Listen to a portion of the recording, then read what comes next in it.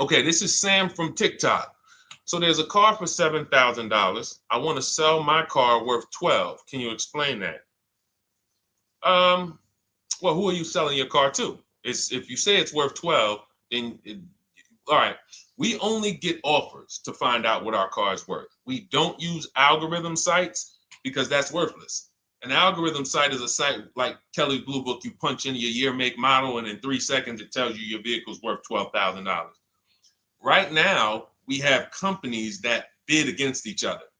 And what you want to do is you want to go on your computer, go to CarMax.com, go to Driveway.com, go to Carvana.com, go to AutoNation.com, go to Kelly's Blue Book Instant Cash Offer.com, and go to Car Gurus. All of them will connect you to somebody or some major buyer who pays cash for cars immediately. Literally, quick inspection, drop your check, and you're on to you literally, it's that simple. We are no longer at the mercy of private owners who are going to come by and look at our car and no one buy it and talk us down. There are extremely competitive buyers in the market that I've been telling people about since 2021 when we were cashing out. I was big on telling you guys during 2021 to 2023, during that whole pandemic run, cash out now, because the values of those vehicles will never see them again. So there are some people who cashed out, but that was also the beginning of showing people that you can sell to what is called institutional car buyers. And that is what stopped people from trading their cars. There are people who have learned from me, and maybe other people have mentioned this, that will never trade a car again because you're not getting the money that it's worth. So you go to those 6 companies, Sam, it should take you no more than 20 minutes. They're going to give you their best cash offers. And then you can sell to them and you can go buy something else. But what I want you to get in the habit of doing, everybody, is separating your transactions. What does that mean? Who you sell your car to is different than who you buy a car from. And you need to maximize each transaction. And you're never going to do that mixing all your transactions together, which is what most people do. They go into a dealer and they say, hey, I want to buy a car from you, and I want to trade my car into you, and I need a loan. 3 transactions. We don't do that. We separate them and we bid each one out using online tools. And that's how we get the prices we get. And that's how we pay less than everyone else. Okay. So the biggest thing, first thing, is go to those 6 websites: CarMax, Driveway, Carvana, KBB, Instant Cash Offer, AutoNation. And all of you who want to find out what your car is really worth, you go to these 6 websites, get your 6 offers, and then you'll find out what your car is really worth. We do not depend on any dealer to tell us what our car is worth at all. Okay? Shoot the next question up, Dolan. And you guys can continue to type your questions. We're bringing them in from all platforms. This is Terrell Taylor. By the way, everything that I'm talking to you guys about is out of my new digital book. It's called Cars from Home, 7 Steps to Saving Time, Money, and Avoiding Dealerships. Some of you may have it. If you have it, shout out to those who have it, and shout out to those who've used it to actually pay less than everyone else. And make sure I want you to be like Tiffany. Send me your deals. Send me your deals. When you get your cars, I want you to actually send me the results. Look, this is, oh no, that's not Tiffany. That's someone else who used the book. Look, used the book, got $175 a month less than her first quotes before she used the book. So send me, but you can get a copy of this book immediately for 75% off. It's normally $97. Go to my TikTok bio. You won't leave the broadcast, and you can have the entire blueprint. If you don't want to try to remember everything I'll be teaching you over the next hour, you can have the blueprint. You won't pay the $75. You'll get the 75% off.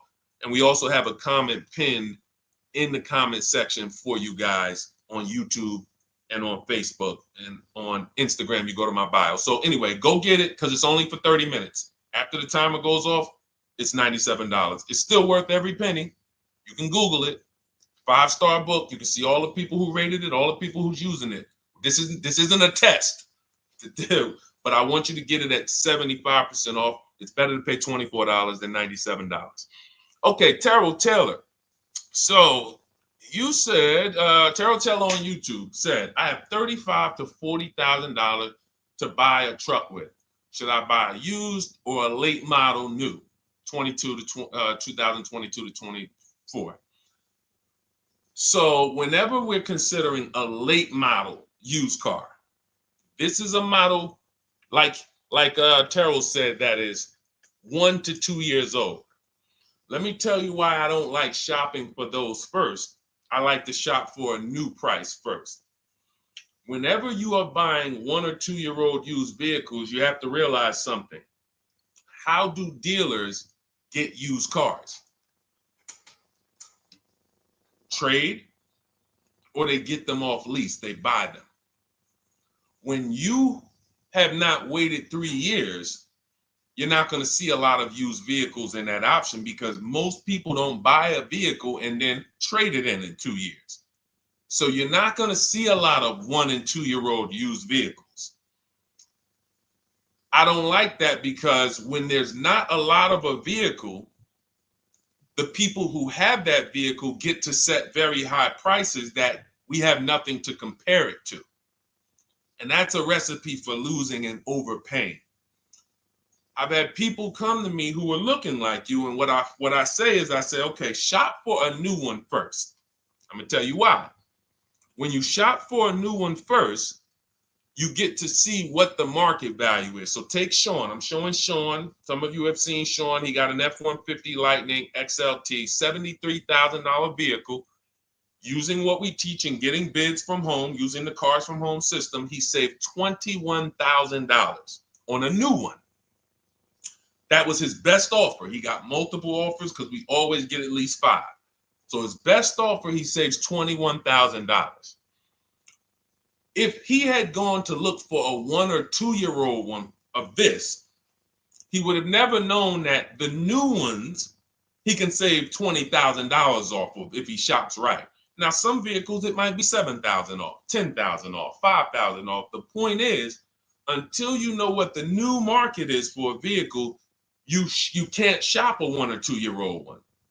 Because what happens if you shop a 1 year old version of what Sean got and he goes and he pays, he pays 65 for it because he thinks, or let's say 60. Let's say 60. A brand new one, 73. Someone else is charging 60. All right, it's 2 years old. Let me get that one. Not 15 grand off. Problem is, he just overpaid for a vehicle because he could have got a new one for less than he got that 1 or 2 year old one. That's why the recent shoppers, anytime you guys are shopping 1 or 2 year old, you have to shop new first to find out what the market is. Now, in my book, I have my strategies for shopping new online and shopping pre-owned. It's totally different. Pre-owned, you want to go to all the marketplaces. If a vehicle's not on a marketplace, y'all, don't shop. Don't look at it. What does that mean? You ever walk into a used car dealer and you see a used car, but there's no price on it? Type a $ if you've ever experienced this. If you've ever looked at a deal, you've been in a dealership, you see they have a used car, there's no price on it. Type a $ if you've experienced that. Okay, I see you, Terrell. Okay, perfect. I see you, Don Dickey. Okay, perfect. All right, we have enough people. All right, Makeover Forever Studios. I see you. Okay, Todd May, I see you. So this is a common thing. When you go and look at that vehicle, the most dangerous thing to do, I see you, Tony, is to negotiate on a car with no price because they can make the price up. When a car is on a marketplace like cars.com, carfax.com, carguru.com, carvana.com, carmax.com, these are all the marketplaces we shop for used cars at once. It's like a big round robin for us. This is how I want you to shop. Now you must be competitive or no one's coming. Now there's some people who try to pull a tactic. They'll list a car for 20. They have no intentions on selling it for 20. But they want you to come in and then they'll charge you more, fees, makeup fees and all of that stuff. That's why we always call beforehand. But we know the power is online. The competition is online. So when you're looking, Terrell, you're either deciding, all right, I'm either going to look for a new vehicle, find out what the market price is for the vehicle I'm looking for and how much I can save. What's my best offer? You need to get at least 5 offers. I'm telling you, it's going to be big differences. You have to prove this to yourself. Call around. If you want to do it manually, you don't have my book, do it manually, call around, speak to sales managers. You are going to see it's going to be a $5,000 to $10,000 difference minimum between all of these dealers' offers, minimum. And so then you want to look at the pre-owned options. Then you look at the pre-owned options. And the pre-owned options will tell you what the market is. And so this is only for you who are looking at recent model cars. If you're not looking at 1 or 2 year old pre-owned, this doesn't matter. But those people have a little bit more budget, and that's okay. That's okay. But when you have a little bit more budget where you can look at a 1 or 2 year old pre-owned car, that means you have a little bit more money to lose if you make a bad decision. So that's what you want to consider, Terrell. Shop for the new ones first, depending on what your budget is, and then look at the pre-owned market and say, all right, where's the pre-owned market? But that 1 or 2 year old, you're not going to have a lot. Until that 3 year cycle comes and dealers can start buying those vehicles back off lease, you're not going to see a lot of vehicles. That's why I don't play in that 1 or 2 year old zone. It's just a dangerous zone to play in. Dealers know, we're the only ones. Hey, we the only one that got this car within 50 miles. Let's charge this for it. And then they depend on someone who doesn't know the market to come in, pay for it, and you can literally overpay by 10, 20 grand and you won't realize it until, a couple years later. Okay, great question though. Great question, Terrell. Go ahead, shoot the next one up, Dolan. Type your questions, y'all. We're going to get through as many as we possibly can in an hour. I see a lot of questions coming in. Let me try to speed it up. All right, this is Abigail from Instagram. How do I shop for cars and take test drives without feeling like I'm wasting their time? I'm nervous. Okay, first thing to realize, Abigail, you're a very considerate person. God bless you for that. You're about to spend 5 figures on a vehicle. Some of you 6 figures. I love the courtesy, but we are the prize. When you're shopping the way I want you to shop, some of you, this is your first time here. You don't even know, hey, who is this guy talking? I spent 14 years in the car business. 5 years with Mercedes, 5 years General Motors. I've been helping people buy cars and get below market deals since 2019, education-wise. I love it, but you deserve the experience. If you were walking into the mall to spend 15 grand, let's just call it 15 grand. How would you want to be treated? Like royalty, right? Right? So, but I'm going to answer your question, but I need your mindset. A lot of what we're discussing is going to be the right mindset. You are the prize. That's why I don't want you going to dealers begging for discounts anymore. I want you sitting at home making dealers bid. This is how we do test drives on new cars and leases. New cars and leases. This is how we do test drives. I have it in my book because it's that serious. You're either going to have a great test drive or you're going to have a horrible test drive experience.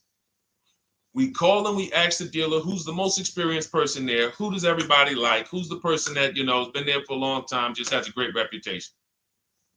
Oh, that's John. John is just, he's been here 20 years. Everybody loves him. Okay, can I speak to John? Hey, John, my name's Deshone. I'm interested in the Honda Pilot. I just like to test drive it. I'm in the process of deciding what I want. And, do you have this particular model? You have one there that I could test drive?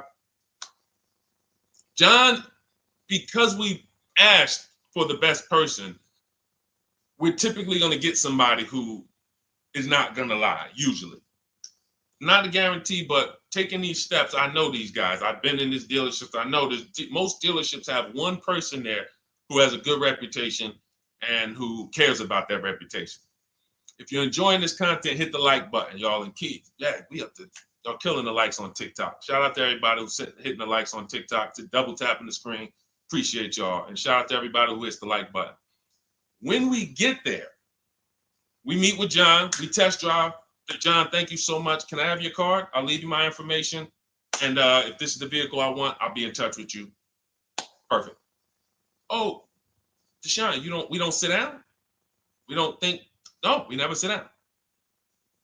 I'm telling you that there are things you must unlearn about the shopping process if you're going to win. And what does winning look like? Getting the most money off in the least amount of time. There's no leverage that you have when you sit down and try to negotiate with a car salesman. Every single dealer around you that wants to compete for your business, you can't talk to them while you're sitting in one dealer talking to a car salesman. That's why we don't do it. We get a card. Thank you so much. Listen, if this is the one for me, I'm going to give you a call. Simple. Pressure's off. There's no pressure in our system. You can't pressure us. That's what I want you doing. New cars, leases, that's how you test drive. 20 minutes, you're in and out. And I'm a car salesman at heart because that's what I am by profession. I would never develop a system that would allow you to waste car salesmen's time. I just wouldn't do it. I developed a system that when our people go get cars, look at Ansley. When our people go get cars, Ansley just got his lease, 1% lease, $58,000 Infiniti. Look, started the process Saturday, accept the deal Monday, all by email. $58,000 car, he's paying $554 a month, no down payment. We have tons of these. None of these people spent, look at Jared, lease like a boss, $569 a month down to $520, Volkswagen Tiguan, no money out of pocket. Let's go to a purchase. Pierre, pre-owned car purchase, got his 2022 Mazda, got a 20% discount off the original MSRP. This is 30 minutes. We are not spending more than 30 minutes in dealerships.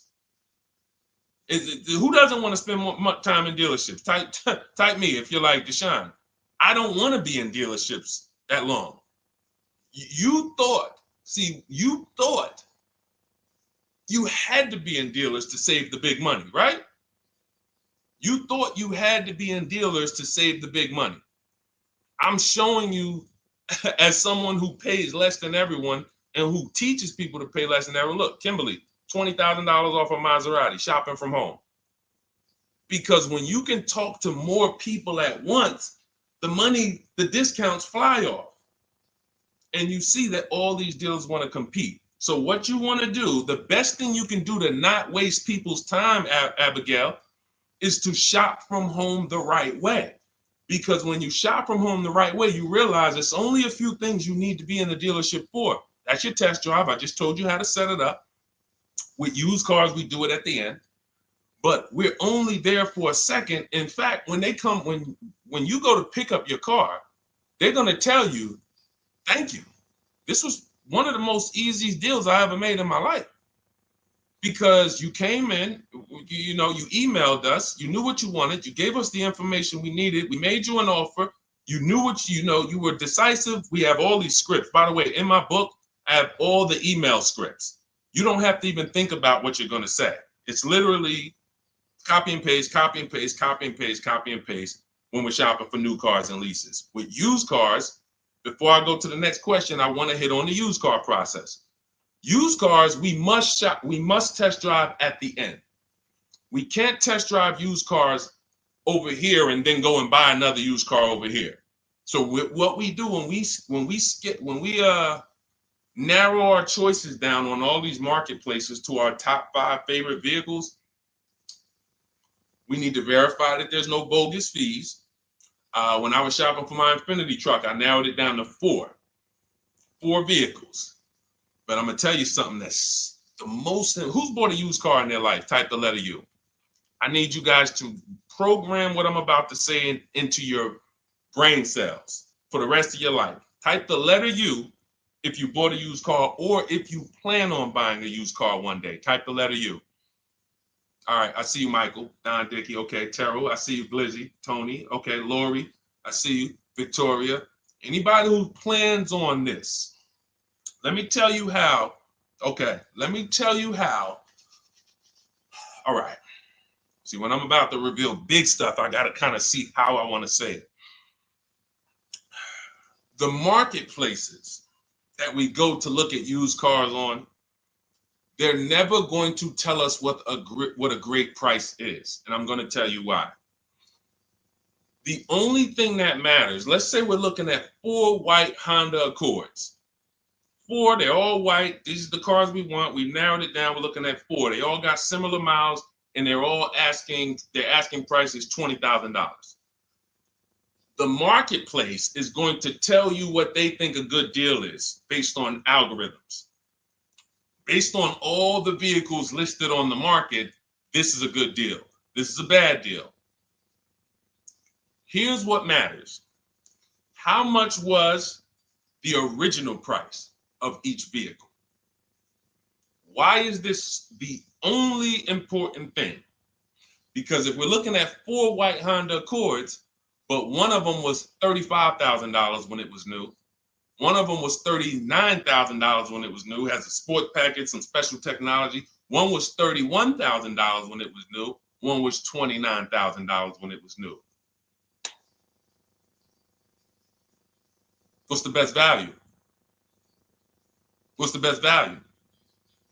You see how we clearly just went from, wow, all of these vehicles look the same, similar price, similar asking price. But once we found out, wait a minute, this one right here was $38,000 new. This one here has the cameras in it all around and the self-driving package, and it has the same asking price, or it's maybe $1,000 more. This is what I call the true value discount. The true value discount. And let me tell you why the marketplaces will never tell you this. Because if they advertise the true value discount, someone has to be at the bottom. In other words, when you're looking at Honda Accords, if you could go right to the true value, who's giving me the biggest discount off the original MSRP? That means the car at the bottom, they might be giving you no discount off the MSRP. We saw that during the pandemic. It was people selling, who remembers people selling Toyota Camrys, 3-year-old Toyota Camrys for the same price as they were when they were new? There was some deal, everyone wasn't. I know a couple dealers, I know a couple general managers who run dealerships who are ethical. And they said, look, I don't care what the market does. I can't sell a used vehicle for the same price it was when it was new. I'm not doing that. Because when that customer comes back in 3 years to deal with me, I'm going to have to help them again. And if I bury them in their car, then I'm not going to be able to help them. But there were plenty of people who was. The true value discount is all that matters, which means we have to know what the car was new. We have to find the Maroni label. We have to go on the Carfax. We have to go to where the window sticker is and get the original price. And then we'll clearly see, oh, that's the best used car. And no one else shops like that. No one else shops like that. If y'all get that, type dollar signs. If you get that, what I just said, type dollar signs. That is what is important, not what they tell you is a good deal. So going back to me, when I got my Infiniti truck, 4 vehicles, all in a similar price range, all white. They were between $1,800 difference from each other, similar miles. But once I found out that one was 46,000 new, one was 48,000 new, one was 52,000, and the one I ended up getting was 54,000. That separated it. The one that was 54,000 new, they were giving me a 42% discount asking price. These are things that help you cut through the mess, the smoke and mirrors of the car business. In order for you to win and pay less than everyone else, you have to cut through the smoke and mirrors. That's what I'm great at showing you because I was in the business. So these are the things that, again, if you say, Deshone, I need the whole blueprint. I need to give me the step-by-step. I'm leasing, used cars, high mileage, new cars. Give it to me step-by-step. That is my new digital book. It's called Cars from Home, 7 Steps to Saving Time, Money, and Avoiding Dealerships. It'll be in your inbox in literally 5 minutes, and you get yours for 75% off. Support yourself and support your family by getting your copy. Go to my YouTube comments. We have a link right there pinned for you guys. We have a link in the Facebook comments. Get your book for 75% off for the next 30 minutes. You'll see a timer on the page. Now, if you're on TikTok, click that picture of me and go to that link in my TikTok bio and click the one that says 75% off to activate the 75% off link. Get your book so that you never have to wonder about this. Now, we're going to continue, but I just know as we answer more questions, some of you are going to forget that. What we just went over in the last 10 minutes, this next question, you're going to forget all of that. All right? Now, Dennis Gamister from Instagram, on a lease agreement, does the deal use the MSRP or the discounted price? So when we're shopping for leases, this is what we do. We get all our offers this is how we construct our offers. If you've ever looked on these commercials and you saw, well, Deshone, when I look at leases, though, it seems like, one, they limit me on miles. And then I also see that they want a bunch of money up front. You are correct. But they only limit you on miles according to the miles you told them you were going to drive. They don't pick the miles for you. We select the miles. And what ends up happening is people will, because they typically don't know how to shop, they're negotiating. They'll say, all right, well, my payment's $400. That's my budget. I drive more than 10,000 miles a year, but I guess I'll just take the 10. Instead of paying $20 more to get 12, they'll take the 10, and then they'll say something like, if I go over, I'll just buy it. Horrible idea. Absolutely catastrophic idea. Or if I go over, they blame the lease. They literally will get the penalty, get the bill for the 6,000 extra miles that they used, and they're charging them 25 cents a mile now, and say, man, this is why I don't want to lease, because they limit me on my miles. No, they didn't. To save $20 a month, you pick the lower miles. You can customize leases up to 15,000 miles if you want, 18,000 miles. Look at Jen. Jen just got her lease on her Honda. Hold on, where's Jen's lease? She got an 18,000 mile a year lease. Now, the way we shop is 12,000 miles per year, only first month's payment due at signing, and we shop it taxes and fees in the payment. Jen, her best offer on her Honda CR-V hybrid, which is one of the most popular hybrid crossovers in the market, she got $512 a month, 12,000 miles. That's a 1.3 lease. We'll talk about the 1% rule for great lease deals and the 1.5% for overpaying.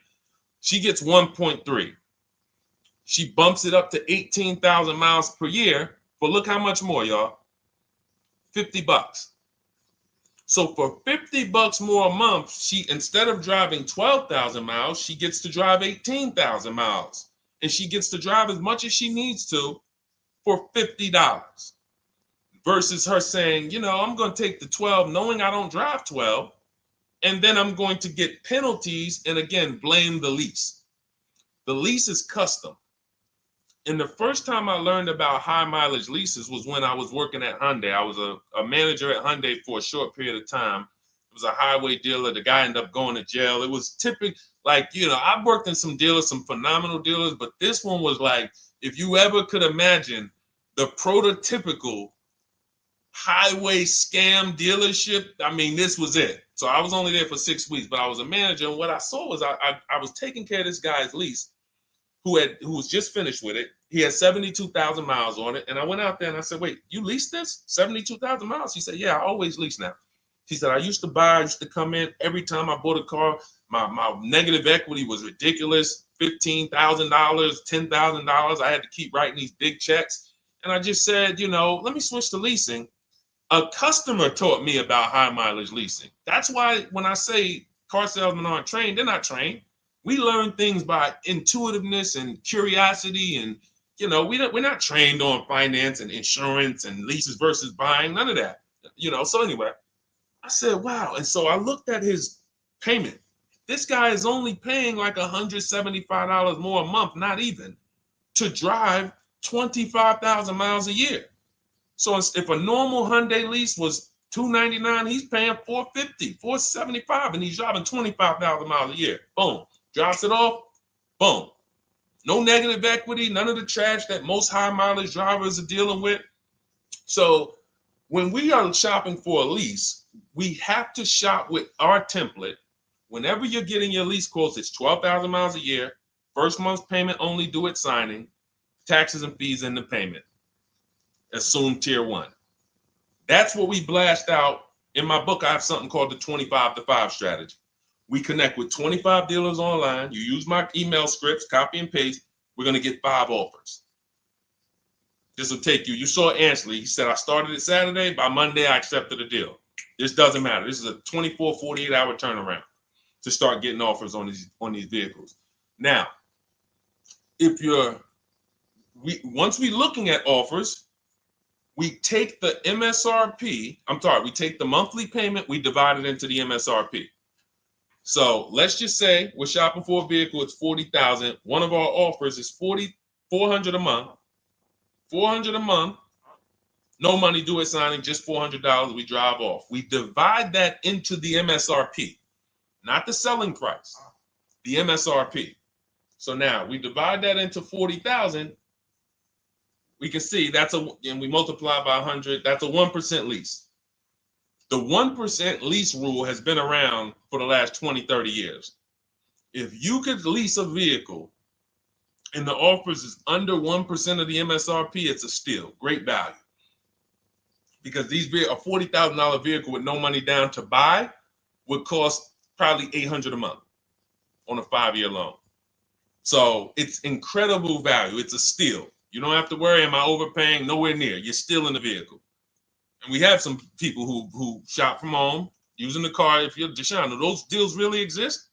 If you're on YouTube or Facebook, you can see right now. Look, Greg got a 1% lease on his Kia EV6 Win, $527 a month, $56,000 vehicle. Look, Zafrina, $579 a month, $65,000 vehicle. Ansley, you saw Ansley's Infinity. Rosalie's Infinity truck. Right here. Look, it's paying $592 a month, $59,000 vehicle. 1% lease deals are out here when you know how to shop. Now, that's a steal. That doesn't mean that's the best. That doesn't mean, if I can't get a 1% deal. In order to get a 1% deal, you have to not just shop. You need major support from the manufacturer. The lease program has to be good. The rebates have to be good. The residual value have to be good. The money factor, which is the interest rate, have to be good. There's a lease program that no dealer can control.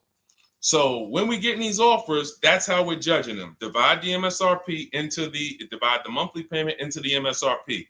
In my book, I have a calculator that I created where we put all our offers into it, and then it spits out what we call counter offers. So we get 5 offers, 7 offers. We put them all into this calculator I created. Again, this is the best $24. If you get there for $24 before that 30-minute timer and you get your copy, it'll be the best $24 you ever spent. I hold myself accountable to that. You can Google the book and read the reviews. There's software that we created that that's how you're judging your leases. You're looking and you're comparing to the 1% rule. Now, when you get to 1.5%, we can't make those deals. We're paying too much for a vehicle that we're giving back. We have to see, there was no indicator before I created the 1.5% rule. As much as I love educating people on leases, the only people who should be leasing is if you're not keeping your cars 8 years. All of you long-term people who you keep your cars more than 8 years, don't think about leasing at all. You should be shopping for below market purchases. But if you're not keeping your cars 8 years, you're losing thousands of dollars not leasing cars. Depreciation is where you lose. Resale value is where you lose. So the 1% rule is what our anchor is, but 1.2 is great value. 1.3, great value. 1.4, good value. 1.5, good value. Anything over 1.5, now we're paying too much for a vehicle that we're giving back. So that's how we're judging. That's how we're judging and comparing our lease offers. And with the calculators that are in my book, you can literally do this in seconds. This stuff, these mathematical things that used to be complex, even hard for me to explain, when you're using the stuff in my book and you're seeing, wait, There's calculators I can do this. Boom, boom. Why don't these calculators exist on Google? Because anything that makes dealers compete, they're not going to make for you. They'll make stuff for you that allows you to see more and do this and make it easier and faster and connect to get a loan quick. But competition, any tools that create competition, they're not going to make those for you, because that's where the real money comes off when you make dealers compete. Okay, so you want your copy of Cars from Home, 7 Steps to Saving Time, Money, and Avoiding Dealerships. Click the picture of me on Instagram or TikTok. It's going to take you to my bio. You won't leave the broadcast. Click that link and then click the button that activates the 75% off, and you'll have 30 minutes. Once the timer goes to 0, the $97 price is what you have to pay if you want it. It's up to you, but $24 is much better than $97. $97 is still a great price. I have no doubt that you guys would write me, especially the more you use this. 1, 2 cars, 3 cars. You get 1 lease this year, a used car next year, a new car in about 4 years. And Deshone, what about when websites change? What about, this is an online system. Websites go out of business. Vroom went out of business. They were in my book. We used to get bids from them to sell cars to them. When we were shopping for used cars, they were in my multiple marketplace strategy. They went out of business. I went right into the master file, updated the 9,000 people that had a book. It was probably like 2,000, 3,000 at that particular time. And the next time people opened the book file, there was no room. That's why the book is digital. That's one of the reasons. You'll see the other reasons is I have scripts that I link you to. I have PDFs I link you to. Videos I link you to. I couldn't do this with a real physical book. So again, in the YouTube comments, in the Facebook comments, we have a link for you guys to get your book at 75% off for 30 minutes and use it. All right, Dolan, shoot the next one then, brother. Let's go. How old of a used car should a person buy? That's based on budget. I like to start with, when we open those marketplaces, Tony, you want to start with the most recent cars. The first thing you're doing when you open up the marketplaces, y'all, first of all, we're creating accounts. Out of all those marketplaces I named, 6 or 7 of them, we use 8. We use eBay Motors, we use Carfax.com, we use Cars.com, Autotrader.com, CarGurus.com, Carvana, CarMax, Driveway, and that's 8. 7 of those, or 6, allow us to create an account. Why is it important to create an account? So that every single new car that matches our criteria, as soon as it's listed, we get a notification. The people who have that notification on, most of them don't know how to assess the market like I'm showing you. So even if they get a notification that the car was just posted, they're not going to have the information to take advantage of it. They're going to hesitate. What we do is, the first thing we do after we create our account is we're now assessing the market. Where's the low prices? Where's the high prices? And I'll usually go 3 years back, sometimes 4 years back, and let's assess the market. Now, I have another calculator in the, matter of fact, let me show this to you guys. I have another calculator. It's called the Perfect Budget Calculator. The Perfect Budget Calculator. What this does, you guys can't see this on YouTube, but you can see it on you can't see this on TikTok. But if you go over to YouTube, Facebook, or Instagram, you'll be able to see what I'm sharing right now. Now, what often happens is, let me share this. Hang on. Boom. Okay. So now what often happens is, a lot of you will say, I could put down $2,000, but, if I don't have to, then I won't. Or, if you get a car and you pay $15,000, if you pay $500 a month for 5 years, that's a lower price you paid than paying $500 a month for 6 years. So ways to manipulate our budget is to shop within our budget for a shorter loan. This is all stuff where I said, okay, people don't know they need to be doing this. So let's make a tool that does it for them. And this is, you get access to this when you get your copy of Cars from Home, my book. So let's say we do something called an equity assessment. Everybody who has a car, remember I was mentioning a little while ago, we go to these websites, Driveway, Room, or all these, and we find out what our car is worth. Let's say you're like, man, okay, if I sell my car to CarMax, I'm actually going to have $3,200 of equity. All right, so when I sell, I'm going to put that into my budget. All right, now max, my down payment, max I could comfortably do is $1,500. That's max. Now, we use the average interest rate, and in my book, I give you a link to see what the average interest rate is at the particular time you're going to be shopping. Let's just say it's 6.9. Now, we enter a comfortable monthly payment. Let's say you're like, all right, I don't want to go any more than $425 a month for 6 years. That's my max. You enter your state so we can pull the taxes and we can pull the fees. New Jersey, calculate budget goals. Now it's going to ask you a comfortable monthly payment on a 5-year loan. You might say, all right, same thing. I still don't want to go over 425 no matter what. Perfect. What this does is create multiple goals. And it creates multiple goals. It creates a starting point. Now, if you find a car at this price, $18,776 or less, you can do a 5-year loan, use none of your equity, so this will go in your bank, and use none of your down payment. Now, next goal may be, okay, $22,000 or less. 6-year loan, no equity, no down payment. So the first two goals are no money down goals. If I find a car anywhere in these price ranges, I can do these deals, no money down. Now, this is one where I use my equity, but no down payment. Goal number 4, I use my equity for a 6-year loan, no down payment. Now, goal number 5. Now you can see the price of the car is getting higher. Use equity, use my use equity and down payment, but it's 5-year loan. And then here is your max budget.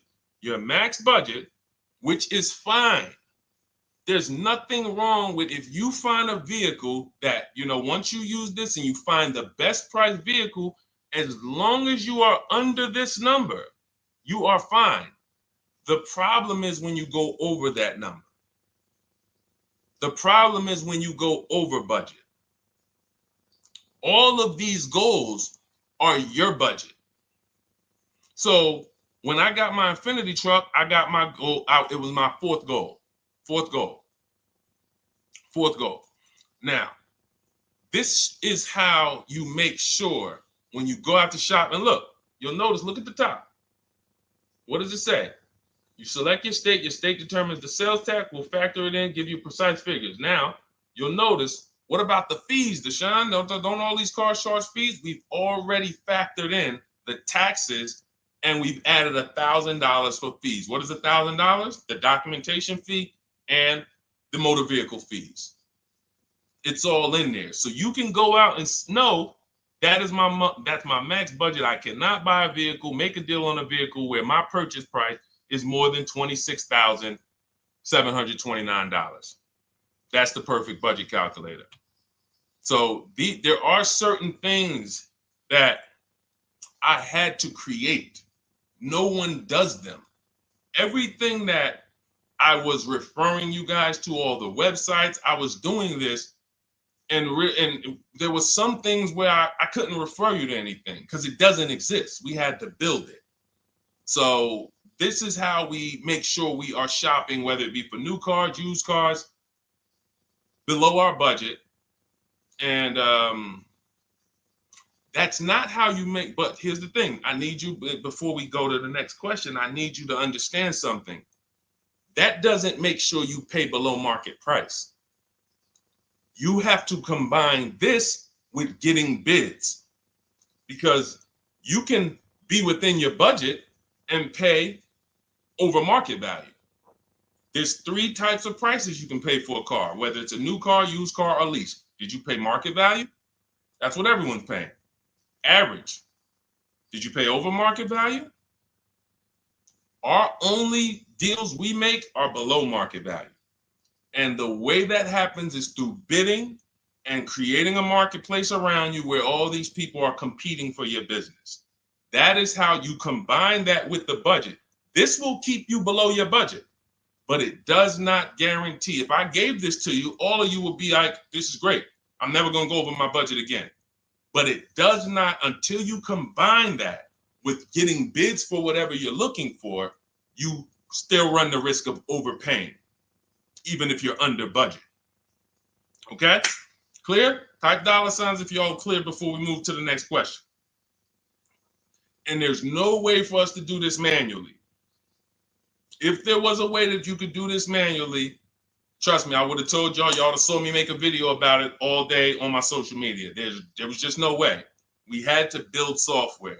And you know, in my book, you guys will have access to at least 5 calculators for counter offers for new cars, true value discounts when you put the new price you put the original new price of the used car deal, whatever used car you're buying, you put the new car price in, and then you put in the asking price, and it tells you the true value discount, perfect budget calculator. We have at least 5 softwares that I've custom built, and you know, to make sure you guys get great value. So again, you know, I didn't want to be the person who said, you know, you guys know, there's plenty of people who be like, man, the value I'm giving you guys, I'm gonna charge $2.99 for the book, whatever. The people who pay, they'll save the money. And the people who pay, there'll be some people, because some people are gonna pay, they just see value. Poor people look at cost. Wealthy people look at value. People who are into financial literacy they don't ask themselves, how much does that cost? They ask themselves, what's the value I'm getting from that? And I could have said, well, you know what? I'm going to help you pay less than everyone on new cars, used cars, leases. We'll do $200, $300 for the book. And I only want to sell it to 1% or 5% of the pie. But at the end of the day, my mission is to help as many people want to be helped. And so that's why I said, okay, $97. But even our welcome offer, you got a chance to get it for $24 if you get there before the 30 minutes is up. Okay? YouTube link, get your copy. And make sure you save the support email, guys. You see it scrolling across the screen. If, for instance, you don't get your book in 5-10 minutes, it's usually because you typed your email wrong. Reach out to my support team. They'll get you the book immediately. And soon as you pay, go to TikTok. Look, y'all see the links. Go to my bio on YouTube and Instagram. Get your copy. And as soon as you pay your $24, there's going to be a page that says screenshot this page. Right on that page, you can access your book. I want you to have the book immediately, but I also, in case you know, some of you type wrong, big thing, you know, we fat finger stuff. I want you to have the support email so that you can reach out to my team so we can make sure that book is in your inbox so you can use it and start saving money and building confidence. Okay, Dolan, next question, man. Let's keep it rolling. Okay, there's something about Mary on Instagram. I bought a car as is, and in less than a month, motor lock, can I sue for selling me a lemon? I'm not a lemon law attorney, but that is not what a lemon law case is based off of, in my understanding. Lemon law case is based on you buying a vehicle and the same thing continuing to go wrong at least 3 times. You know, that's a general overview of, you know, what the lemon law process is. And if y'all are enjoying the broadcast on TikTok, can y'all just double tap the screen and keep running those likes up? Every time y'all do that, y'all help TikTok bring more people here, and I appreciate it. If you're going to spend some time with us and, you know, every time just you hear something you like and you're like, man, we got to share this. Oh, and shout out to Madhu for sharing. Here's the thing. I made a video about this the other day because a friend of mine got a used vehicle and the transmission went out on him in about a month. So it wasn't the engine. But when you buy a vehicle as is, it's very tough for you to have any recourse, anything that you can do, because you're signing a contract that specifically says as is. It's very tough. What I would do if I was you, because the damage is done. I just find out what it would cost me to put a used engine in the vehicle, rebuilt in a used engine. You know, salvage yard. You need to, and especially if you're buying cars that you're paying cash and you're buying as is cars. These are probably cars that are under 10 grand, 12 grand. You need a mechanic. See, because that's a strategy. There is a great strategy called buying inexpensive cars and having a local mechanic so you could do what's right. Oftentimes you could drive those cars for a year or two and sometimes sell them for what you got for them because you've outlived the depreciation. Those cars are not depreciating as much unless you overpay for them. If you overpay for it, then it's going to drop because you overpaid for it. But if you pay a great price on some of these vehicles, you can oftentimes win with this, but it requires skills. One of the skills is, how do I avoid engine issues, transmission issues? So a couple things for those of you who may be going this route, you need to narrow your search down thoroughly based on title history, service records, accident history. That oftentimes you'll see, if I typed in right now 2018 Subaru Outback longevity. That's one of the things we do. It's in the 4th step of my book. Before we get prices on anything, we do a quick 5-minute search to make sure these aren't bad cars. There are bad cars out there, but there's data that shows us. If I type that in, it'll tell, okay, these vehicles are known for lasting 100,000 to 300,000 miles, depending on how they're maintained. That means you could have a quality vehicle, but if it wasn't maintained correctly by the first owner or owners, it's going to break down. The life cycle is cut short. These are preventable mistakes by simply checking Google. Now, we narrow these things down based on title history, service records, accident history. Once we do that, I don't mind buying a 10-year-old. I bought a car that was it's my around the city car. I drive it probably 200 miles a month. I bought it from a owner in South Orange. He was a 98-year-old man. He's had it for 10 years and he knew everything about it. He leased it for 3 years, then he bought it. So he's really had the car for its entire life cycle. That's what you want because you're able to look and see the service records.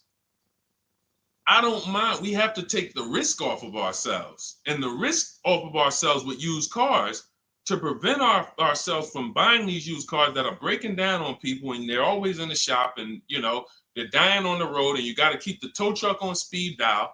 It's simply a matter of checking to see the reliability records of the car, which is easily accessible on Google, the way I just said, and then making sure the one we get was actually maintained correctly. And that's going to give us the best chance of having a great experience. These are the steps we must take. But in your particular case, there's probably, I don't think you have a case. You can certainly reach out to a lemon law attorney. I don't think you have a case at all. I think because it's buyer beware with cars. It's buyer beware. That means it's on you. If something goes wrong, it's on you. And so what I would do is I would find a local mechanic that I trust, that everyone loves in the neighborhood, and I've been there for 10 years, 20 years. And I would say, listen, can you find out what it would cost me to put another engine in this vehicle? My father did this on his GMC Envoy about 6 years ago. It was a 2008 Envoy. The engine went out on him. He put a new engine in the vehicle. One of the best $2,000 he ever spent, $2,000 or $2,500, whatever it cost him. They put a new engine in that vehicle. He still has it. He's about to sell it for about $4,000. He's had that vehicle from 2013. Think about that. A lot of people, engine goes out, they sell the car. It's worthless now, so they take the loss. Meanwhile, man, let me come up with $2,500 and I still got no car payment for the next 6 years.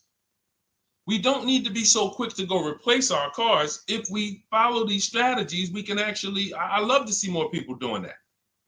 Just go fix the car. But don't go to the dealership to fix it when they tell you, hey, the engine's gonna cost $10,000. And what does the dealership say, y'all?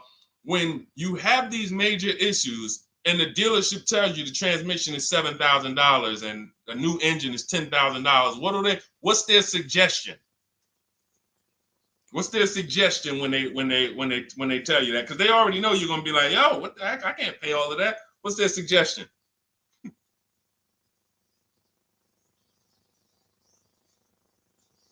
Let's see, let me give y'all some time to type. I just want y'all to know, like, this is how the system works. So I know somebody, look, thank you, Jay June. Trade it in.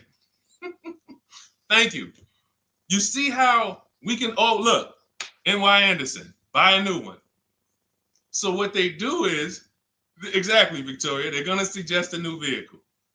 So if we know, now watch this, as your vehicle is worthless, you don't have any opportunity to put it on a competitive market to see, well, how much would somebody pay for that? They've already assessed the value and they want to structure your deal, have you take that major loss for that engine. They're going to put the engine in for a lot less than that and they're going to resell it, and now they sold you another car. When you could have just literally went to a mechanic, got a rebuilt or got a used engine, put in that vehicle, cost you $2,500, maybe $2,000, and literally you're on the road for another couple years with no car payment, keeping money in your household versus now I'm in another $400 a month payment. Okay? This is what it's about. And if you're like Deshone, well, I don't want to keep a car that long. We talked about you earlier. You shouldn't be buying cars. Because the keepers on here who keep cars 8 years, 10 years, who has a car they've had in their driveway for more than 8 years? Type the number of years. I want to explain something we're going to help a couple people learn a lesson here about themselves, because they're going to be like, they're going to realize they're not keepers. Look, look, we need to show people, because some people think, oh, I keep my cars a long time. I keep them about 6-7 years. We need to show that that's not a long time in the world of cars and depreciation. So Michael, 15 years. Michael got a car that he's had for 15 years. Let's go. Type the number of years you've had it if it's more than 8. Look, Vancia, 11 years. Let's see. See, a lot of people don't keep their cars. Look, NY Anderson said, I drove my last car 14 years. All right, Connie, 15 years. She has a 2004 Chevrolet. Tony on Facebook, 2006. Now, watch this, y'all. If you ask me, Deshone, what's the way to get the most money out of a vehicle? It's to do what they're doing. Tanaya, 9 years. No, Renata, not less than 8. Not less than 8. We're trying to put you into a different we're trying to help you see the category you should be in. Look, 9 years. Donna, 15 years. What's so important for y'all to see about these people is that they have beat depreciation. And that means whatever their vehicles are worth today, a year from now, they're going to be worth about the same. If their vehicles are worth $4,000 today, a year from now, they'll be able to still sell it for about $4,000. But the thing is, they're trying to get the most money out of it because the cost of replacement is expensive compared to what they're doing. No matter how much they got to pay to keep those vehicles on the road every year, a little couple $100, maintenance, whatever, it's nothing compared to going and getting a new car and bringing hundreds of dollars a month or thousands of dollars in the form of cash out of our household. And everyone's not going to do that. And that's okay. You should not be buying cars. You should be shopping for below market leases. Because again, there's 2 ways to save money. Do what the keepers do. You just saw all the keepers. We shouted out all of them. And the other way is to go in and not tie money up in the vehicles in the first place. When you look at somebody like Danielle, she's driving a $44,000 Audi, 2024 Audi A3. That vehicle is $800 a month to buy, no money down. $800 a month for 5 years, maybe $700 a month for 6 years. She's paying $550 a month. She didn't tie up the money in the first place. That's the name of the game with leasing. Bonita on her Telluride. This is also to show you it doesn't matter what the market does. The market could be up or down. We're going to pay less than everyone. This is Bonita. She got a Kia Telluride during the pandemic when everybody was paying ridiculous prices. That's why I show her 2022. Look at the date. She said, I'm driving my dream vehicle, $600 a month. People were leasing. And I know if somebody watching this and they're like, if you leased a Kia Telluride during the pandemic, you are not paying what she's paying with no money down. I know it. I know it. People were DMing me, Deshone, I want a Telluride. They want $900 a month for them. I know people weren't paying $600 a month, but she came in, used our bidding system, used the same strategies you're going to have access to in my digital book. She got $600 a month from home without being in a dealership. Her dream vehicle. This is how you win. You're either going to not tie up your money in vehicles, you're going to drive new vehicles that don't have problems because they're always under warranty and you're paying cents on the dollar compared to people purchasing, or you're going to be a keeper like Michael and like Donna and like the people who said, okay, I'm keeping my vehicle this long. That's why in my book, it's 7 steps. But the first step is to ask yourself how many years you're keeping your next vehicle. That is the first question I would ask you if you and I were shopping together. My first question to you would be, Michael, how many years you want to keep the next vehicle? 8 or more or less than that? If you said to me, Deshone, I'm going to keep it at least 8. All right, let's go for the purchase. New or used, depending on budget, but we're purchasing. We need to find a below market purchase. If you said, Deshone, I'm 6 years max. I can't see myself keeping a car more than 6 years. All right, we're going to shop for a below market lease. Because the money you're going to spend in a below market lease, when you get these below market lease deals, not commercial leases, not what you see on advertisements. Those are ridiculous prices. We don't pay those prices. None of these people that you see, Greg, Charles on his Palisade, none of these are advertisements. They're thousands less. But when you're putting money in the cars and you're driving brand new cars, this is how it was for me when I was 22. This started for me at 22. I was working for Pontiac and I leased a brand new Pontiac G6. It was $256 a month. $256 a month. It was like a $21,000 vehicle. Same time, I had a friend of mine. She got a I don't want to say it because she might be watching this, and this is no shot at her. I didn't understand enough to teach her back then because I was new in the business. She went and she bought, let's call it a Honda Civic. Now my car was bigger because the G6 was a mid-size vehicle. The Honda Civic is a compact vehicle, but she bought it. $20,000 vehicle, 22, whatever it was at the time, paying almost $500 a month. Like that's a $500 payment.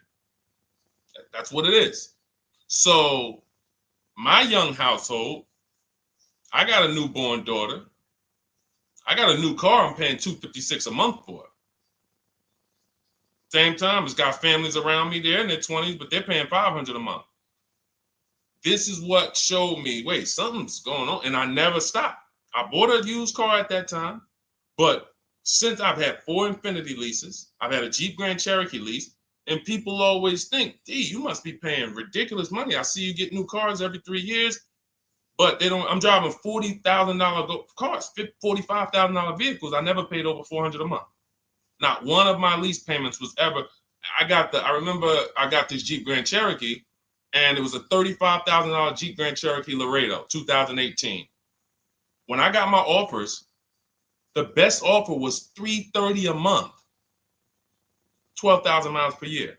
And that's what I was driving. If I was driving 15, I would have bumped it up to 15,000 miles per year. I got $330 a month. I went in there and I gave them $330 for that Jeep Grand Cherokee and I drove off. $35,000 vehicle. This is what I'm telling you guys. This is what is called deal structure. If your deal is not on the right foundation, if you buy, but you should have leased, you're overpaying by thousands and thousands of dollars. And you're going to have subpar vehicles with that run out of warranty, and you're going to have the same payment. You're going to have higher payments. I need you out of these two categories. I need you in one of these two categories. I'm either going to keep my vehicle long enough to beat depreciation, 8 years or more, or I'm shopping for a below market lease. I'm not going to be stuck in the middle no more, buying vehicles and then selling them while they still have a loan on them, negative equity and all of this stuff. This is paramount. Okay, the buying versus leasing thing. I need most of you to put this to bed today. And I think I'm one of the only people that goes into buying versus leasing by the numbers. It's not opinion based. It's not, oh, I think you should lease if you're, depending on the car here, it doesn't matter the car. Doesn't matter the car. You can see Teddy's, let's show Teddy's luxury. Teddy got a BMW. Doesn't matter. He wasn't going to keep it 10 years.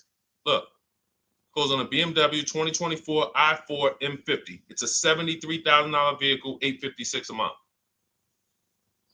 $856 a month. Look, he said the dealer's initial offer came in at $937 using the counter offer calculator.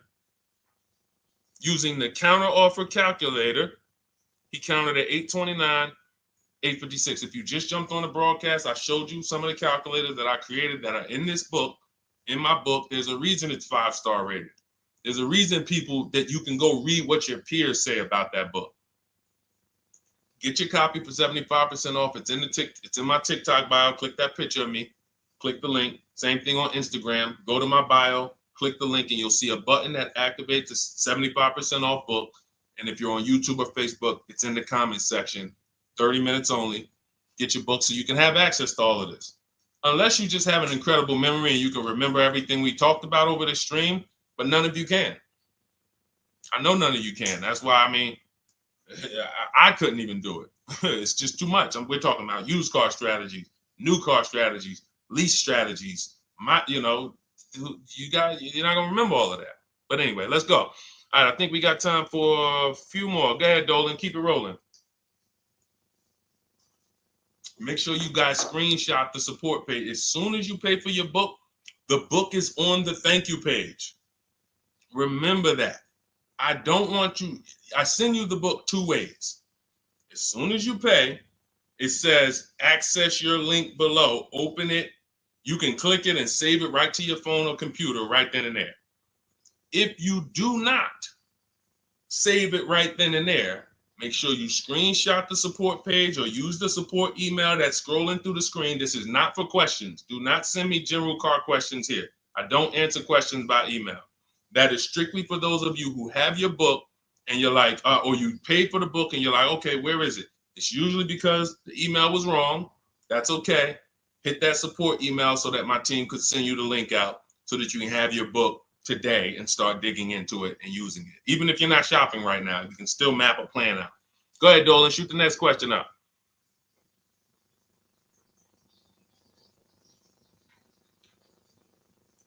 All right, this is Victoria from TikTok. Any tips for how I can get the highest trade-in value for my existing vehicle? Of course, bids. Bids. First of all, you just said a curse word. You may not know, but we don't use that T word here because you're never going to get anything. You're not going to get a max value for anything trading. We are fortunate that we have the opportunity to get bids from cash buyers in the market. And I'm not talking about cash buyers like Facebook Marketplace where a person, it's one of your neighbors from your town coming to look at your car. I'm talking about institutional cash buyers. People who cut a check instantly and, they do an inspection. That Jeep Grand Cherokee I sold to CarMax, they were the highest bidder 3 years ago during the pandemic. I'm not going to tell you what I made because those values don't exist anymore. So it just doesn't even make sense. But, those of you who were watching my videos earlier 3 years ago or using my tips, you guys cashed out and made ridiculous money. When corporations were trying to make money on people, we made money too. But CarMax won the bid. I went down there. They did an inspection on the vehicle. They came back. Accounting department came, cut me a check. I walked away with a check. That's it. You don't want to trade. You want to sell. You want to break your not even break your transactions. I need you, Victoria, to realize there are three transactions in a car deal. Who you're going to sell your car to, That's one. Who you're going to buy your car from, that's another. Who you're going to get your loan from, that's the third one. Now, you're not always cash buyers. Deshone, I pay cash. Then you don't need that. Deshone, I don't have a vehicle to replace. Then you don't need that. But how do we make sure we get the highest value or the biggest discount? Bids. Each one, we make the market bid. So when what you should do right now, Victoria, this is step 2 in my book. After we decide whether we're going to buy or lease our next vehicle, that's step 1.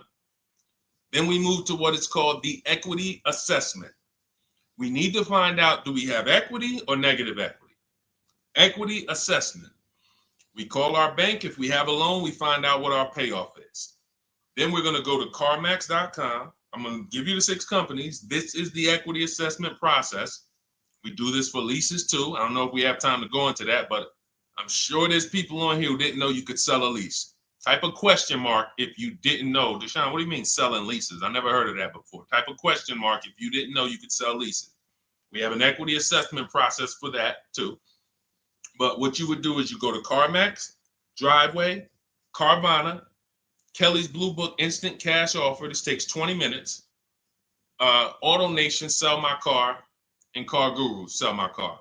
Car Gurus, Auto Nation, Kelly's Blue Book Instant Cash Offer, Driveway, Carvana, CarMax. 6 offers in 20 minutes. That's bids. See, everything we do is a bid. That's how we have peace of mind. We don't negotiate. We make people negotiate with each other. There's 2 schools of thought. I want to remodel my kitchen. I want to remodel my whole kitchen. I go in and I have 5 people come out to give me a quote. One of them comes in and I start negotiating with them. Hey, you got to take less. Hey, you got to take less. You got to take less. I don't know if it's a good price or not. But when I come in, the first person comes in, I say, hey, okay, great. Is this your best offer? I'm having a couple other people come by. Oh, okay. Okay, thanks a lot. Next offer. Oh, next offer. Oh, well, listen, look, I could beat that. Oh, I'll give you another 5,000 off. They're competing against each other. When someone knows you are shopping their competition, you're making them compete with each other. They're negotiating with each other, not with you. That's a bar. Type of exclamation point if you got that. When people know you're making them compete with their competition, they're negotiating with their competition, not with you. That's the power of bidding. That's why we got grandmothers and single mothers that can come in and do this. That's why we got people who can come in and do this. You know, how are people getting these prices? Not negotiating, because they're making people negotiate with each other to earn their business. They're making banks negotiate with each other to earn their business. It's a beautiful thing. Banks and dealerships depend on you not making them compete. They want to negotiate with you and try to make you imagine and make you think, well, that's the bottom. That's the bottom. And you think that's the bottom, but that's only their bottom. Their competition's bottom is different. Their competition's best interest rate is different. Their competition's best discount is different. And why is what we do so easy? Because we're right here in our houses. That's why our entire system, our company, my book, our mindset is called Cars from Home. Cars from Home. It encompasses everything we do. Cars from Home. So that's what you do, Victoria. First thing you do is you go to those 6 websites, get your 6 cash offers, and that's going to be higher than any dealer you would ever consider trading the car to. Guaranteed. And this also allows us to eliminate the fake emails we get. All of this stuff is computer generated. I know you guys get these emails. Hey, Deuce, great news. We need your 2016 Kia Optima. We have a customer looking for it. We'll pay you $2,000 over MSRP. Who's gotten those emails? We'll pay you $2,000 over Kelly's Blue Book. Who's gotten those emails? Deuce, the list is CarMax, Carvana, KBB Instant Cash Offer, Driveway, Auto Nation, and Car Gurus. Car Gurus. That's step 2 in my book, the equity assessment process. This is stuff we do before we start shopping. Decide whether we buy or lease is step 1. That's going to put our deal on the right foundation. Step 2 is the equity assessment. Everything we do is a path. It's a clear, easy path. Okay, so yeah, I forgot the question that I just asked, but let's go. I could already tell. See, I could tell when I'm winding down because y'all could tell stuff will start blurring to me. That's why I'm like, see, and if that happens to me, I know it happens to you. Like that's why I'm like, listen, grab your copy of Cars from Home. It's a digital book. You'll have it in your inbox in minutes. It has it's continued updates. I probably updated that book 5 times since we originally launched it. Added calculators to it. Those weren't in it originally. I've added the calculators. I'm committed to making stuff better without being like imagine this. Oh, well, you bought volume 1 of Cars from Home, but I just put a new tool in, guys. Now you're going to get volume 2. And now every time a website changes, you got to get volume 2 and volume 3. And 5 years from now, you're getting volume 9 each time. It's like, no, literally one-time cost. And I can't tell you if that'll be around forever. I can't tell you that. I can't tell you 3 years from now, I'm going to be giving free updates of the book. I don't know. But I know today, that's what it is. Everyone who gets their book, you get free updates as I update the book. Because there's value in that. There's value. I could send an email out to people every 3 years and ask them, hey, did you enjoy the book? They're going to say, hey, yeah. Well, here's the thing. My new version is this. There's value in that. It could just be $24. They're already a believer. Someone who used the book's already a believer. So they'd be like, yo, the new version, oh, I'm about to shop again. $24. I'll pay it again. It's the best money I ever spent. But for now, I'm not doing that. Those of you who have the book, you will get free updates, and we'll keep you on the list to make sure you always get free updates of the book. So your link for 75% off is in the YouTube comments. It's only good for 30 minutes. It's in the Facebook comments, and it's in my Instagram and TikTok bios. Click those links in my bio. Click the button that says 75% off my new book. Get there before the $97, before it goes back up to $97. And make sure you save the support email, guys. Screenshot the support email. It's scrolling across the bottom of the screen. If that book is not in your inbox in 5 minutes, I want you to email my support team. Make sure you check your spam. And I also want you to, as soon as you purchase, you'll see, I say, hey, access your book below. So there's a link where you can click, open it up, get your book immediately if you want to download it, but I also email you a copy. But make sure you save the support email just in case. And again, that email is not for questions. Okay, it's not for car shopping questions, nothing like that. That's only to make sure you get your book. Okay, so great. Listen, great job. We've been on here about 1 hour and 20 minutes. Great questions. You guys know I like to go into detail in these questions. I would love to be able to get through 100 questions in 1.5 hours, but that's just not the way it works. We're not talking about buying, $100 items here. If we were talking about house buying, we'd have to go into detail. These are major items. This is the most expensive item y'all are going to buy behind your house. Think about that. And think about how many people are there to protect you when you buy a house. Think about how many people have licenses. See how that question got asked earlier? Can they sue if it was a house and they did you wrong? Sure. You can go before the real estate commission. People can lose their license. People can lose their ability to practice real estate. If they did something unethical, you can bring them before a court and a judge, and you can have recourse. You can get, justice. Cars, you got nobody. No one's licensed. The person who's helping you buy your car that you're sitting there negotiating with, which I want you to stop, they might have just got that job. And they didn't get that job because they're a finance expert and they're someone who understands how to help you, because they're not going to ever make you compete against. They're never going to put you in a position where you can make them compete. They'll say, hey, let's negotiate. But here's the thing. That person just got a job because, you know how many people walked in a dealership with a good smile and a good personality? 2 weeks later, they're selling cars. These are the people that are helping you. They're not licensed. They didn't go through school. They didn't go through ethics training. They didn't go through any of this stuff that realtors and brokers have to go through to help you buy houses. So when you get your car, it is on you. That's why you want me working with you. You want my blueprint. You're not by yourself. You're watching my videos. Once you get my book, you can stop watching my social media videos. I don't want you watching my social media videos if you have my book. It's just going to confuse you, because what my social media videos do is warn you what not to do. That's what my social media videos do. Don't do this. The worst thing you could do is this. The worst thing you could do is this. Don't do this. My book is teaching you what to do. It's telling you what to do. It's not an education book. It's a do this first. Step 1, do this, do this, do this. Step 7, hey, congratulations. We're taking delivery.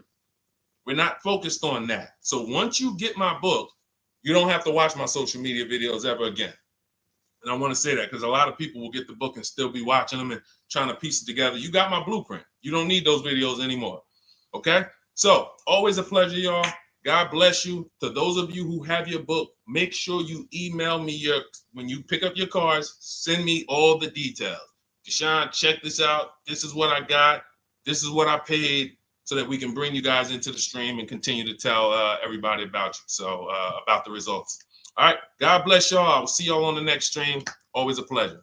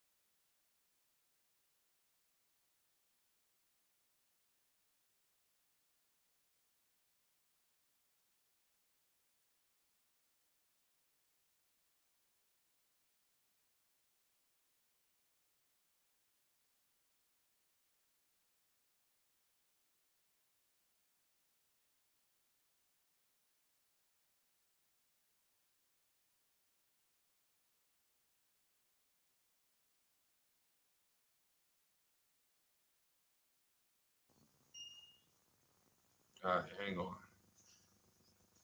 Welcome to Car Shopping Questions and Answers. We are going to be going deep on all your car shopping questions. No question is off limits. And if you don't know me, my name is Deshone the Auto Advisor. We're already up and running on TikTok. We got our first couple questions about to come in, but I need to get back on Facebook because we have to start Facebook, YouTube, and Instagram at the same time, or it's not going to work. So let me it's all good. Stay right there. And I want you guys to start typing your questions. We'll be here for a powerful hour, and I'm just going to go through as many questions as I can in an hour. And we're going to be talking inside stuff. I don't hold back. Some of you know who've been on the stream with me. I do not hold back when it comes to questions and what we do here. So let's just go on Facebook. All right. Hang on. Let me throw the link up. Perfect. Yeah. All right. Okay. We're good to go. Dolan, you can bring the first question in.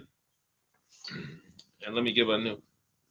Welcome, Facebook. We're on 4 platforms right now going live for car shopping questions and answers. Type your questions in below, and we're going to make sure we get to them. All right. It's not easy getting 4 platforms live at the same time. And we have 2 TikTok channels that we're live on at the same time. So everything we'll be talking about is out of my new digital book, Cars from Home, 7 Steps to Saving Time, Money, and Avoiding Dealerships. I have a special link for you to get a copy at 75% off in my TikTok bio, in my Instagram bio, or in the YouTube or Facebook comments for the next 30 minutes. Let's rock and roll. All right.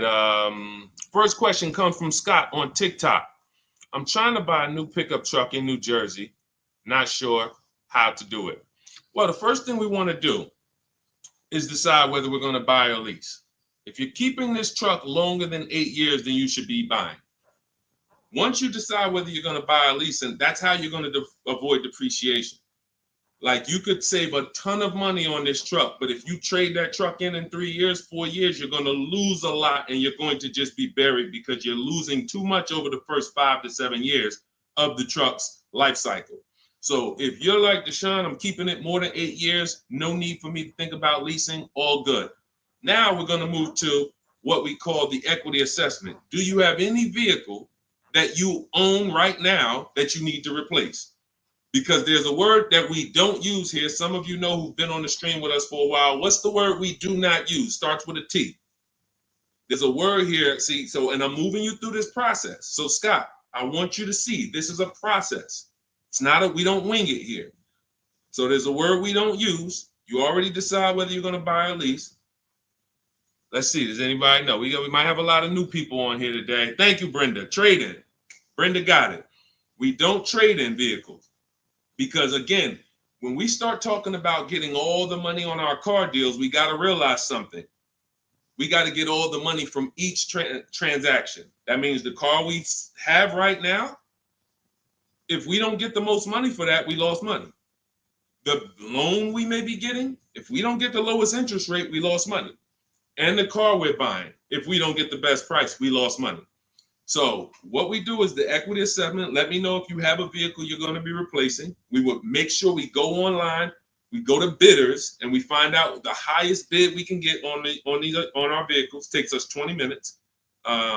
6 major websites: CarMax, Driveway, Carvana, Kelly's Blue Book, Instant Cash Offer, Car Gurus, and AutoNation.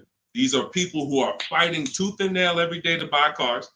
So we get bids from them. Now, let's move in. Let's say you don't have a car to replace. Now what do? Well, let's look at how we're going to pay for this truck. Are we going to, let me turn on airplane mode to make sure I don't get any interruptions. All right, how are we going to pay for this truck? Are we going to buy it cash, or are we getting a loan? So if we're getting a loan, then we need to see, are there any special interest rates on this truck we're looking at? If there's 0%, if there's 1.99%, that eliminates us from needing to shop for a loan. That's called a subvented interest rate. No one's beating it. So when you guys see like Honda, if a vehicle you're shopping for has a 2.99% interest rate, 1.99, that eliminates us shopping. But there's one parameter we must look at in the fine print. What's the term? Is it for 3 years? Is it for 5 years? If they give us 0% for 3 years, a lot of people can't afford that payment. Interest is great. There's no interest. It's free money. But you got to be able to afford the payment based on the term. Then we move into looking at, is this a quality truck? It's a very important step. Let me tell you what happened. People used to buy Range Rover. When I worked at Mercedes, we had a Range Rover dealer right next door. People come in and get a great deal on a Range Rover, come in, feel like, okay, I won. That truck's in the shop every 90 days. Every 3 months. Lights going off, it's on a flatbed. We had people going in that dealership, literally. Maserati had a couple models, same thing. But there are domestic models too. There are import models. There are Japanese models too that have issues. So what we do is we do a quick search, takes us 5 minutes. Nothing that I'm talking about takes more than a couple minutes. In fact, our entire process to buy cars that I teach, my 7-step system, is 90 minutes to 2 hours. You can get the best, you can get below market deals on any vehicle in no more than 2 hours. So, but we can't get a below market deal and then find out we bought a bad vehicle. That means we lost. So whatever truck you're looking at, you would type that truck into Google and you would type, for example, 2024 Chevy Silverado, and you would type in initial quality. Initial quality, guys, is going to tell us what the data says about the vehicle in its first 90 days. That's initial quality reports. That means when people get it, all the owners, the thousands of owners that are buying this vehicle, what are they saying in the first 90 days? Are they saying the electric, are they saying it's hard to manage? It's too complex, there's issues. Initial quality we look at and we skim Google to see if we see any red flag articles. Then we switch initial quality to reliability. Reliability is what are people saying the first 3 years? Does this vehicle have a history in the first 3 years of having issues? Maserati owners who was buying these Ghiblis and buying things back in the day, the Quattroportes that were having issues, they would have saw that. And they would have made a decision not to buy those vehicles. These things, this 5-minute exercise prevents you from nightmare ownership experiences. Paying less than everyone is one part of this deal, guys, of what I want you to get. That's one part of it. Getting a quality vehicle is the other side. And you can't have one without the other. Great price, not a quality vehicle, we lost. Quality vehicle, we paid market value or above market value, we lost. So we need to get both. So then once we find out, okay, the vehicle I'm looking for, it has great marks, there's no red flags, now we move into getting offers. And very simple, we get offers right from home.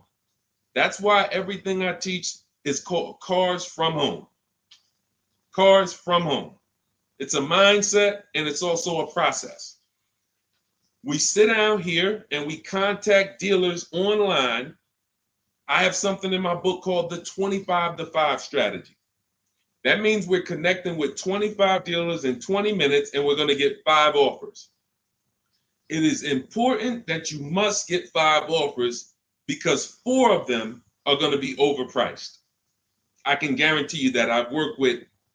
Right now I've worked with 2,200 people personally around the country, and we have about 9,000, approaching 10,000 people that have my digital book, Cars from Home, in their hand in the last 4 months. So when we look at the data, not to mention I shop myself, you know what I'm saying? I've used this. I know you may think every dealer has the same price. They're all different. They're all different. That's why your best deal, and pay attention to what I'm about to say. In fact, hit the share button if you're locked in. Share this with one friend because one friend might be out there shopping right now, overpaying. All right. Oftentimes, the dealers that are the closest to you are not going to give you the best offer because they think they own you. I'm going to say that again. When a dealer sees your zip code come in, when I was in the dealer, we used to get we call them leads. Anyone in sales, you know the term leads. When we see that the zip code is a zip code that is right here, 5 minutes away, 10 minutes away, 20 minutes away, there's a mindset there that this person is not going to shop. So they're not going to give you your best offer in many cases. What you're going to get is an overpriced offer, and you won't see it until you learn to speak to dealers that are a little further away from you. Now, if you're doing it my way, you're using my book, you get your copy for 75% off. You won't pay the $97 price. I have email scripts in there. We don't talk. You use these email scripts when you're buying new cars and leases. We have a different process for used cars, but we still don't talk. You have to, and what's happening is you're going to see that sometimes the offers that come from 45 minutes away, an hour away, are your best offer because they're trying to take business from their competition. Some of these smaller dealers as well who don't have the foot traffic, they're not getting 100 people coming in on a weekend. They have to depend on strategically winning business. They're using the internet to reach out and connect with people that are far away from them, and they're beating their competition. But if you're programmed to go right into your local dealer, you're never going to get their prices. Type a $ if y'all are following. Type a $ if you're following what I'm saying right now. Type a $ if you're locked in right now. Type a $ if you care about your money and you're like, you know what? We're going to unlearn all the things that we were programmed to do. I'm going to tell you here's how we know we were programmed. And if I wasn't in the car business, I'd be just like y'all. That's why it's my mission to teach. You know how we know we were programmed? We never learned to buy cars. We were indoctrinated in a way of buying cars. We didn't consciously make a decision, approached it and said, this is how I'm going to buy cars. We were indoctrinated into how people buy cars, and that's what makes the dealer principals in these dealer groups, Fortune 500 companies that trade on Wall Street and make billions of dollars, because they have a predictable way that they serve the customer.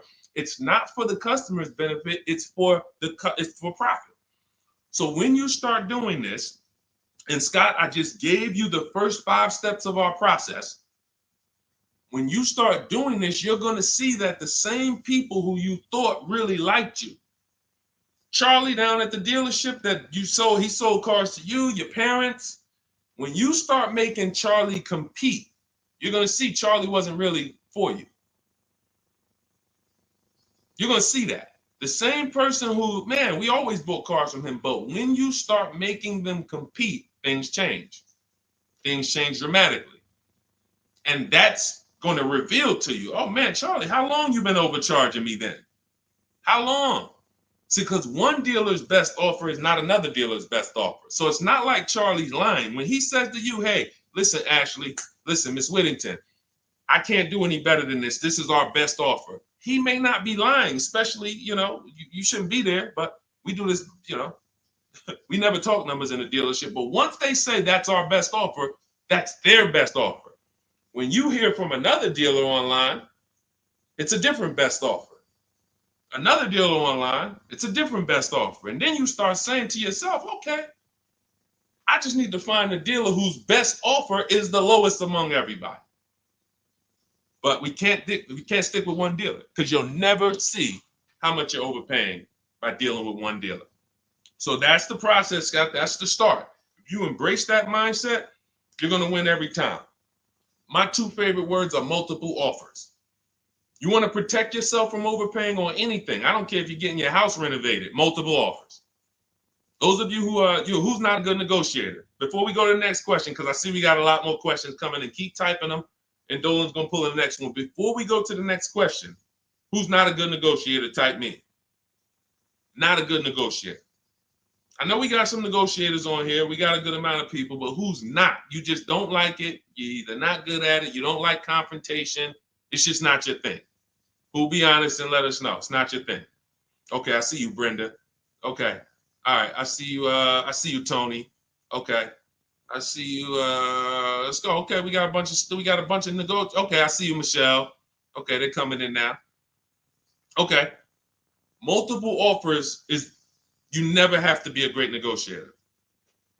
If you embrace multiple offers, you never need to be a great negotiator, because what happens when you start getting multiple offers, you're not negotiating with the person trying to sell you something.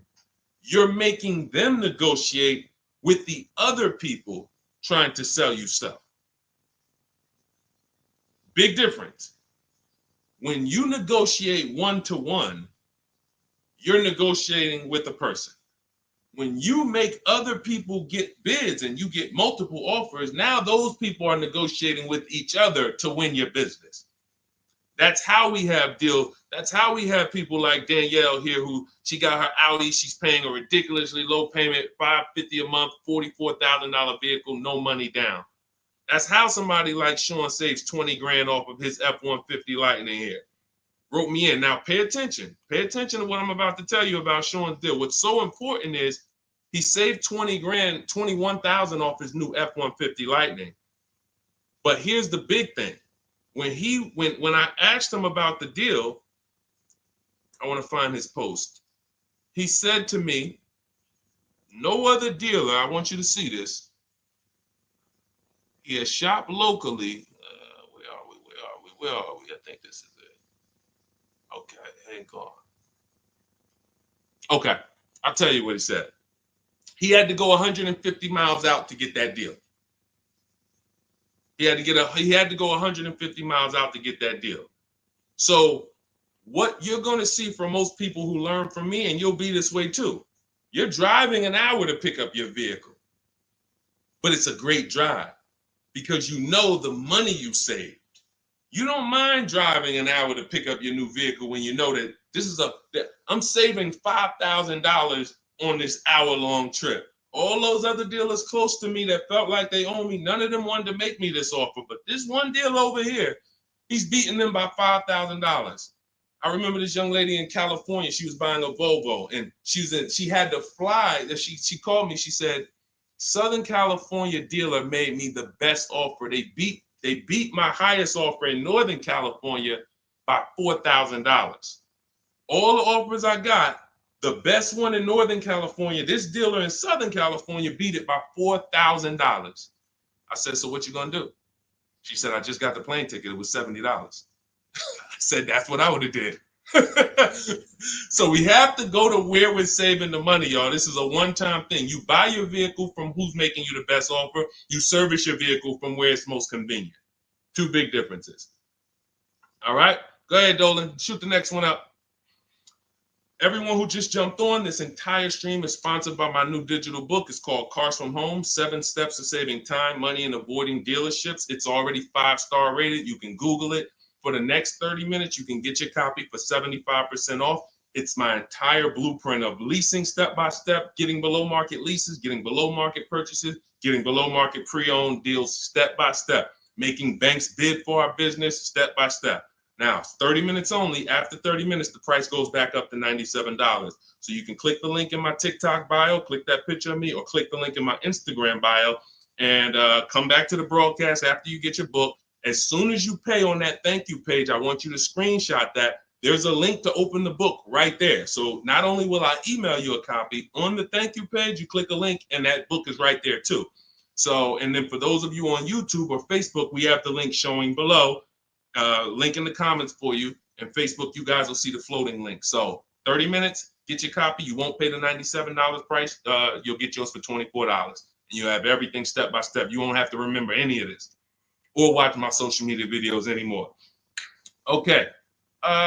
Scott says, dude, just wondering if you've heard of the Ford Flex Buy program, and if so, what are your thoughts? Well, let me do a little research on this. Hang on, because we can find out if this is going to be good for you or not. Let me tell you how easy it is when you figure this, Scott, when you grab this mindset, when you unlearn this. Hold on, they're saying they couldn't hear me on TikTok. Okay. Well, as long as you could, well, I know you guys can hear me here. We're on 2 TikTok channels right now. So let me see here.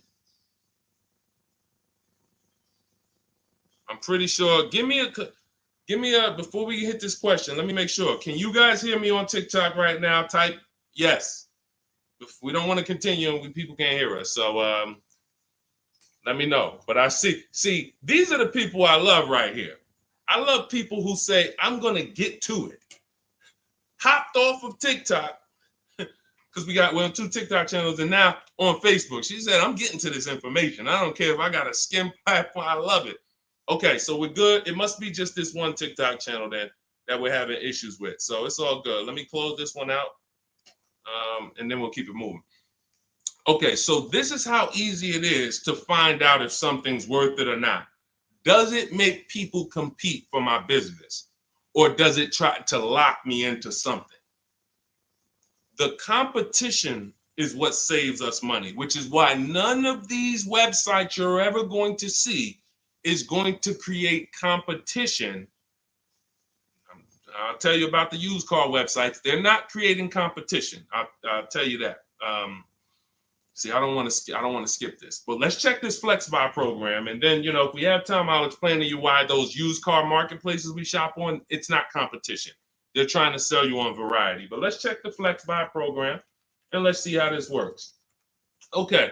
So what is Flex Buy? Flex Buy is a unique payment plan for qualified buyers. Ford Flex Buy program payments start out lower, gradually get higher after 36 months. The Ford Flex Buy program takes the rate on a 60-month traditional loan and extends that rate to 66 months.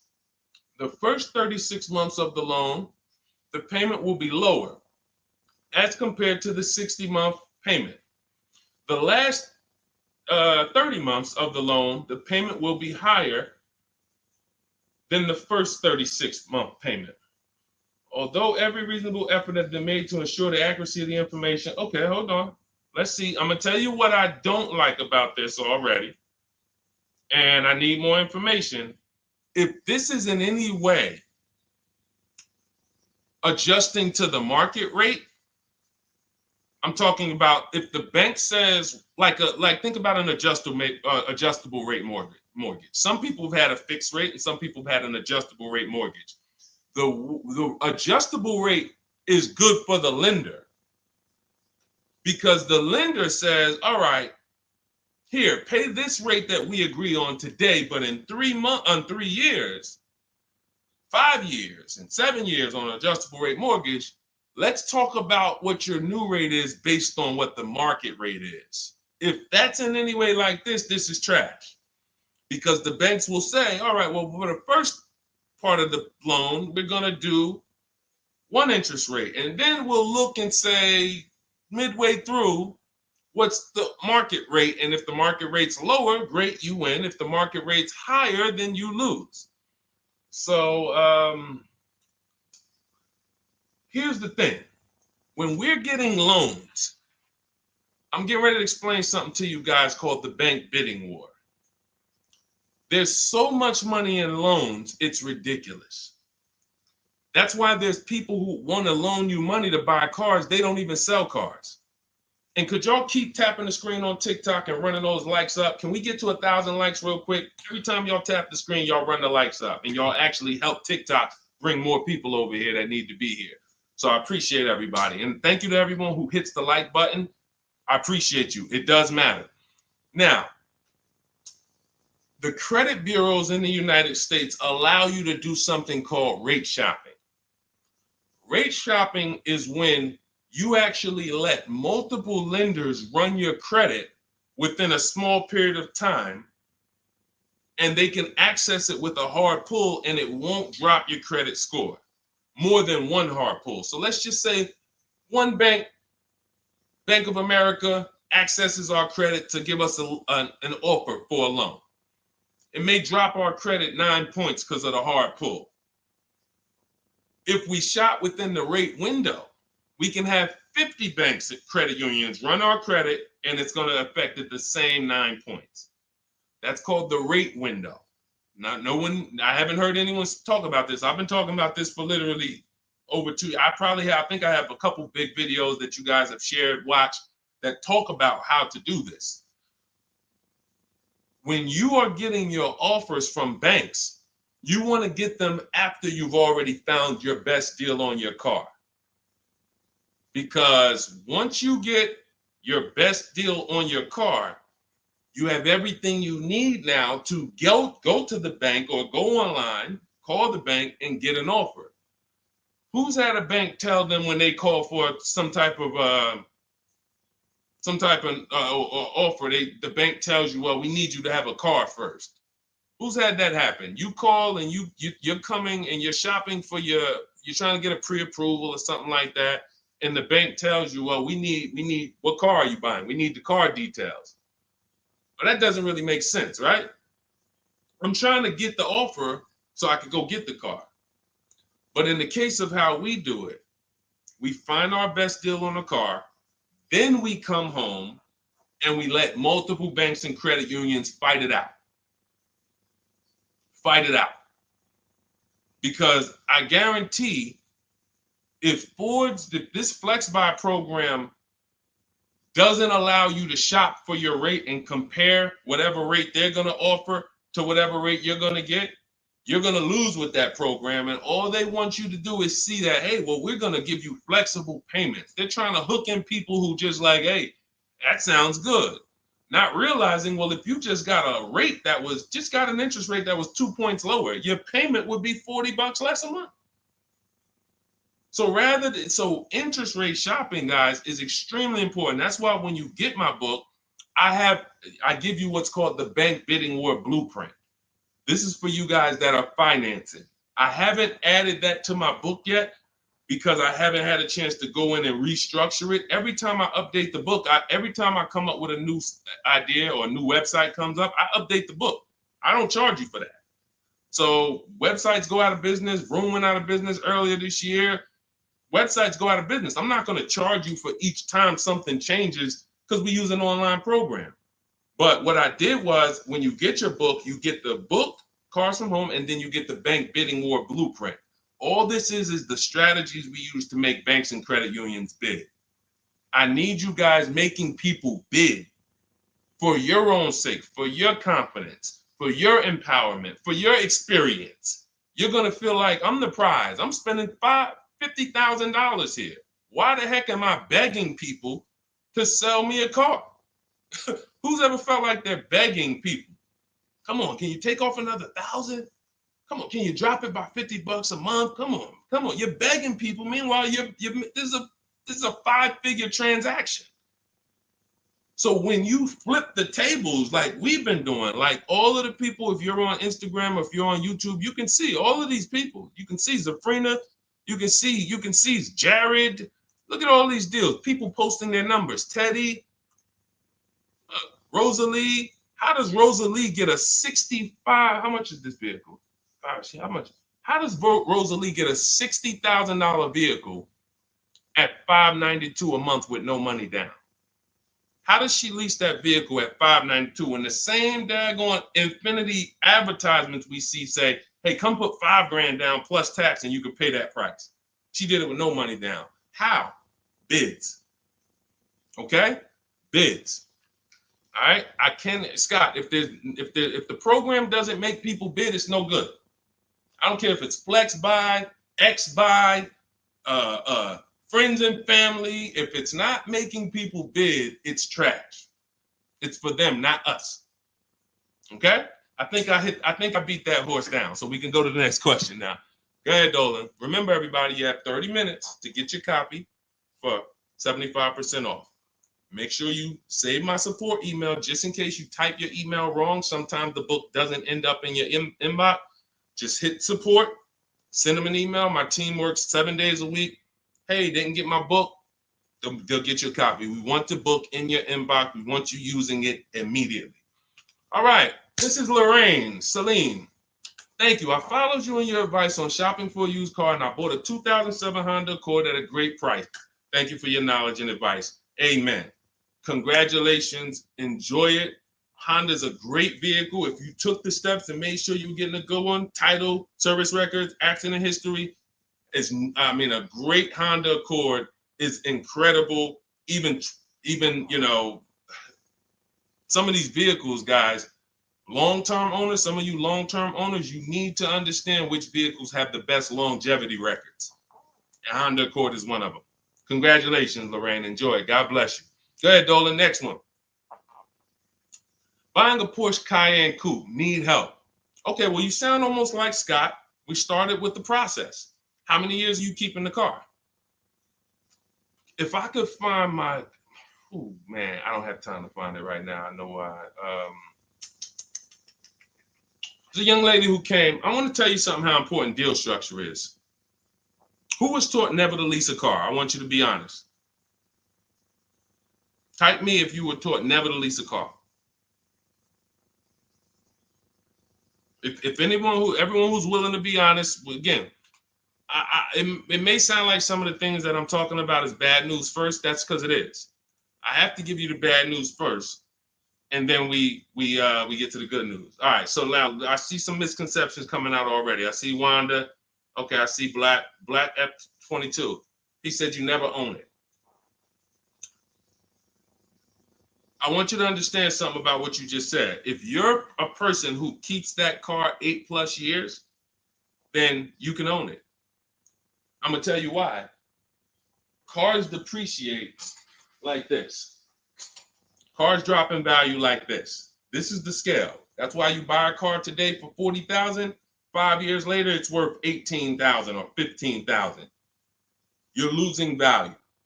People care about this. You know who cares about this more than anyone? You guys, you know who cares about this more than anyone? Banks. Banks. Banks don't want to own things that do this. Now look, Black is coming with a lot of stuff right now. Let's talk to Black. And let's talk to the people like Black, because Black is somebody who will tell you never lease a car. He just said you're basically renting it. You never own it. Now let's get to the point. I want to show everyone on here. Thank you, Black. I'm glad you're here because we're getting ready to use this as an opportunity to prove a point. Let me take let's look at Ansley's deal he just got leasing. And we'll talk about mileage. You can build lease mileage up to 30,000 miles per year. So it doesn't matter. First thing people think, well, leasing, they limit you. No, you pick your mileage on a lease. You choose the mileage. I've had people who lease 30,000 miles a year, 25,000 miles a year, 18,000 miles a year. You pick the mileage. Now, whether you drive or whether you lease or buy, this is what your vehicle is doing. You're losing money day by day. So when you go and you buy a vehicle, you're losing money day by day. The reason I created the 8-year rule is for you to understand that at some point, you stop losing value day by day. You lose less value. This is what we call beating depreciation. It comes with long-term ownership. But let's look at Ansley's deal so that we can put this leasing versus buying to bed and show you how many of you have overpaid by thousands and thousands and thousands of dollars that you can't get back listening to people who tell you leasing is renting and all of these horrible financial terms. Let's go to the numbers. So Ansley gets a 2024 Infiniti truck. It's a $58,000 truck. If you're watching on Instagram or YouTube, you can see this. It's a $58,000 truck. Guys, some of you know because you've seen some stuff, every $5,000 on a loan is how much per month? Every $5,000 we borrow on a loan, 5 years, is about how much per month?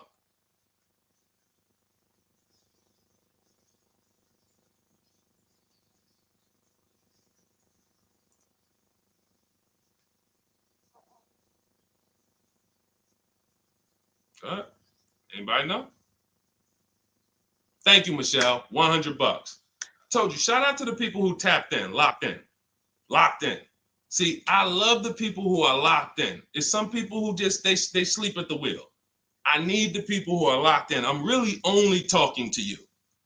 Now, that means this vehicle that Ashley went in to get, his $58,000 vehicle, if he would have just said, all right, I want to buy it because I was taught leasing is renting, how much is it going to cost me a month? No money down. Let's figure, we're going to compare apples to apples. No money down, because when you put money down into the deal, that confuses you. That actually makes you think you got a better deal than you really did. When you evaluate deals with no money going into them, it's easy to see where the best value is. Now, Ashley would have been paying $1,200 a month for 5 years. $58,000. That's not even full tax. Let's just round the tax to 60. Let's just say 1,200 bucks a month. But Deshone, what if he got a good discount? Okay, I'll give you one better. Let's go extra conservative and let's play that game. Let's pretend that he's using my strategies and he found out a way to save a huge amount of money off this brand new Infiniti. He's getting bids, he's using my strategy, but he's not leasing because he's been programmed not to lease. So he's not leasing, but he's going to get bids. Now he saves $10,000 off the price of this brand new vehicle. $10,000. So instead of financing 60, he's financing 50. What's his payment, everybody? What's his payment? We just said every 5,000 bucks is 100 bucks a month. $50,000 vehicle, what's his payment? 1,000 a month. 1,000 a month. Okay? Now that's with a super discount. That's with a discount that's like anybody would be happy to save 10 grand. I'm proving the point here that you cannot get a good deal if you buy, but you should have leased. You lost. Big time. Now watch this. He's leasing and his payment is $554 a month. So now somebody like Black, somebody like Miggy over here that agrees with Black, they pull up in their Infiniti truck, right? And they pull up next to you. And y'all are both driving the exact same truck. And you look at them and you're like, hey, man, we got the same truck. Now they're going to say something to you like, yeah, you know, man, it's expensive though, man. It costs to drive this, right? And you're going to look at them and be like, oh, how much you paying? You know, I did a no money down deal. So I know I did all right. I did no money down, but I'm paying $1,000 per month for this. Oh, really? I did no money down too, but I'm paying $554. Wait, you? Yeah. Oh, yeah. I leased this. I drive it for 3 years, then I give it back. Oh, yeah, but I own this. I'm gonna own this in 5 years at $1,000 a month. This mine right here. Okay. All right. Listen. God bless you. Have a good enjoy, man. Enjoy. Now let's go one more scenario. Let's go to the person who says, Deshone, I don't buy used. I don't buy new though. I only buy used. Cool. Let's say you pull up in your new lease that you just got. And again, everyone shouldn't be leasing. That's why step 1 in my book is called the 8-year rule. It's the 8-year rule. If you are keeping vehicles at least 8 years, don't worry about leasing. You're going to beat depreciation. All of that money you're going to pay to own, all the $1,000, all these high payments you're going to pay to own, all this cash that has to come out of your pocket to own, out of your bank account to own, it'll be worth it in the long run. At least 8 years though. And the longer the better. 10, 12, 15, you really want. But less than 8, losing big time. So let's say a person says, oh, I'm going to get a used version. So they find a 3-year-old Infiniti truck just like this, but so instead of paying $60 for it, let's say they find one for $30. Let's give them a good price, good mileage. They think, oh, I'm good. What's their payment, everybody? What's the payment? Come on, stay by the keyboard. I need y'all quick because we're teaching something here to people like Black. They might not get it. I pray that they do, but they might not get it. But the people who are locked in financially, the people who understand financial literacy are going to get this. If every $5,000 is $100 a month and they buy a pre-owned version for 30 grand, what's their payment? Thank you, Michelle. 600. 600. See, he said 500. So this is how I know he's struggling. And I'm not trying to beat you down, man. I'm just saying when you're talking about something you don't understand, it's better to ask questions, not make statements. So now, we pull up. You have your new lease. You got this same deal, $554 a month. He pulls up in his 3-year-old version that has probably 1 year of warranty left. You both did a no money down deal. He looks at you and says, oh, wow, that's the new one, right? Yeah. This is the 2024. 2025. Oh, yeah, this is a 22. I just got this. I got a good price on it. I paid 30. Okay, cool. What's your payment? I pay 600 a month. What you pay for the new one, man? I know that must be expensive. I pay 554. Wait, what? Yeah, I paid 554 for this. No, you put a lot of money down, right? No, I didn't. I gave him $554. I drove off. It's understanding. That's deal structure. That's why when I came and started teaching 3 years ago, I had to teach deal structure. I couldn't teach people to just go in and buy cars, get great prices. If you get a great price, but your structure is wrong, you overpaid. You're driving cars, you're driving older cars with no warranty. And many of people who've been taught to do this, they never even pay the car off. They trade the car in before they even pay it off. They literally, I used to have people walk into the Mercedes dealer and they look at me and say, Deshone, is that the new version? I'm like, yeah, that's the new one. He's like, I got 3 payments left on this. This one, as soon as I pay it off, I'm coming to see you for that one. So this is a person who paid these high payments because they wanted to own. They thought they were going to own. As soon as they get their title, it's like running a marathon. Oh, these high payments, these payments are so high, but one day I'm going to pay this car off. And then as soon as you get to the end of the race, you go start another race. It's horrible. It's horrible. And so that's why we don't move into any other step before we get to the buy versus leasing. That's why it's step 1 in my book. So we can sit here all day and compare numbers. There is no comparison to a person who's getting great lease deals versus a person who's buying. It's not even close. We're driving better cars. We're driving, they're usually always under warranty. We're paying cents on the dollar when you know how to get below market leases. I'm not talking about these commercials y'all see. That ain't nothing. We don't pay those prices. None of these people, look, you think Zafrina, who got a Jeep Grand Cherokee lease, and she paid Look, she's paying $527 a month. She's paying $527 a month. Oh no, that's Teddy. Hold on. You think Zafrina, who's paying $579 a month for a $66,000 truck, is ever going to she's not going to let this bad information get to her anymore. She's driving a $66,000 truck. So again, now let me, before we go to the next question, I'm going to just read some things from Black because he's over here typing. And I do want to give him the courtesy of reading because we just used him as a teaching moment. I think everyone learned. If you just got what I just taught about the leasing versus buying, type $sign. Just type $signs.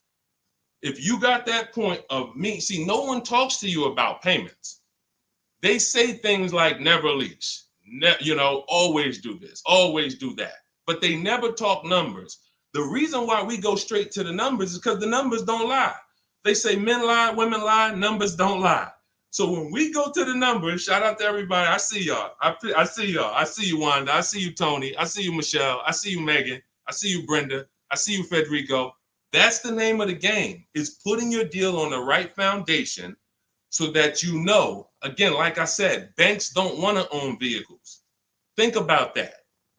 Banks don't want vehicles that are not bringing income in. They don't want a depreciating asset on their books because today it's worth 40, tomorrow it's worth 39,800, the next day it's worth 39,700, the next day it's worth 39,600. That's what a depreciating asset is. They don't want them on their books in the short term. They're in the short-term business. And some of us are in the short-term business too. The only people that are winning long-term with purchases are those of you who keep your cars 8+ years. Because you beat depreciation. All right, so Black said, nah, bro. Okay. Keyword, no money down. You put 10 to 20% down, then it's a different story. You can't make this stuff up. Let's go. You cannot make this stuff up. Watch this, y'all. Watch this. I just compared 3 no money down transactions on the same vehicle. 3. New, used, new lease. 3, no money down. I'm telling people that when you don't put money down, you can clearly see what you're really paying. You can clearly see what you're really paying. Black comes in, he proves our point, which is he's going to put 10 to 20% down. Now he's pulling up next to you in your lease, right? You're $554 a month, brand new, fully warranted, all the latest and greatest features. Now he puts 10 to 20% down on that's $10,000 to $12,000. Think about this. He pulls up and he has a similar payment to you. So he feels like we're alike. He feels like we're pretty close. In fact, he may even feel like he's doing better than you because he's purchasing his and you own yours. I mean, you're leasing yours. But watch this. What about that $12,000 you gave him? What about that $12,000 you gave them? That's how people forget. That's why everything in the Car From Home system, when you get the book, you're going to see everything is about shopping with zero down, looking at offers, and then choosing, do I want to put money down to lower my payment? Money down does not buy your deal. I made a video about this. Some of you have seen it and shared it. People who make a down payment and think they got a deal. You have a deal before you put your money down, or you don't have a deal. A deal means I shopped all my offers, and then I found the dealer who was going to discount the vehicle the most. Now, how do I want to pay for that? Do I want to get a loan? If I'm getting a loan, what do I want my payment to be? Now I'm going to manipulate my down payment based on what I want my payment to be. That has nothing to do with the deal I got, but somebody like Black or people who move like him, hopefully we can help you get over these mindsets. But you have some very, very strong convictions, and you're confidently incorrect. That's dangerous. It's dangerous to be confident and incorrect. Dangerous to yourself and your family and your friends who will listen to this. If you are putting money into deals and thinking that you got a deal because your payment ended up being affordable, you in no way can win. First of all, you're letting the dealer manipulate two things: the price of the car they're selling you and the interest rate that you're getting from them exclusively. If you were just separating your loan from your interest, from the purchase, you would see that that's a losing strategy.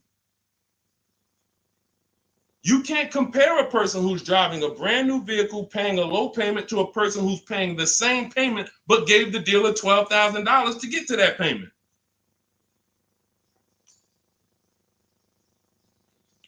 And look, here we go. Now let's get ready for the next question, because Black just said, I believe in the Ramsey rules, not leasing cars, and he's costing you. Now, let me ask you a question. How many years are you keeping your car, Black, on average? And let's just move on from there. We've given you enough, and you've been great. You have been great. I think we have all learned.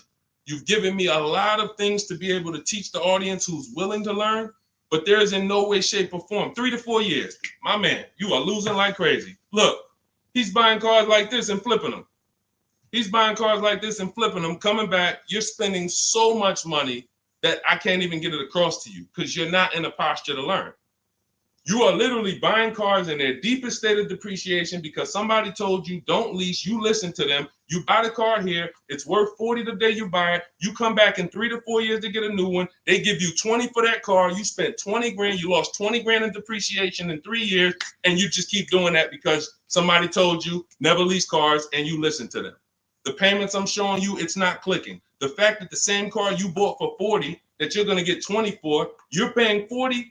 That's an $800 a month payment. You put 20% down, you finance 30 grand. Now that's a $600 a month payment. That same $40,000 car we're leasing with no money down for $500 a month. No money down. You are spending thousands. We can't help you, man. You got to be willing to unlearn it. You are so locked in, So anyway, but I think, listen, everybody who got it, you understand. That is why leasing versus buying is paramount. You cannot get it. If you are not keeping your cars 8 years, you cannot get a great deal buying. You're going to lose in depreciation. You're going to lose in resale value.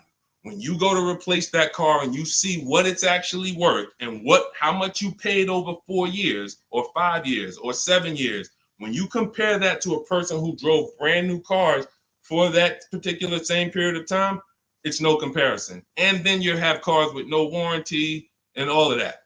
Yeah. Look, Megan said, Black doesn't seem to learn. So to my question would be, could you buy an extended warranty package? Hold on. Why am I getting calls on airplane mode?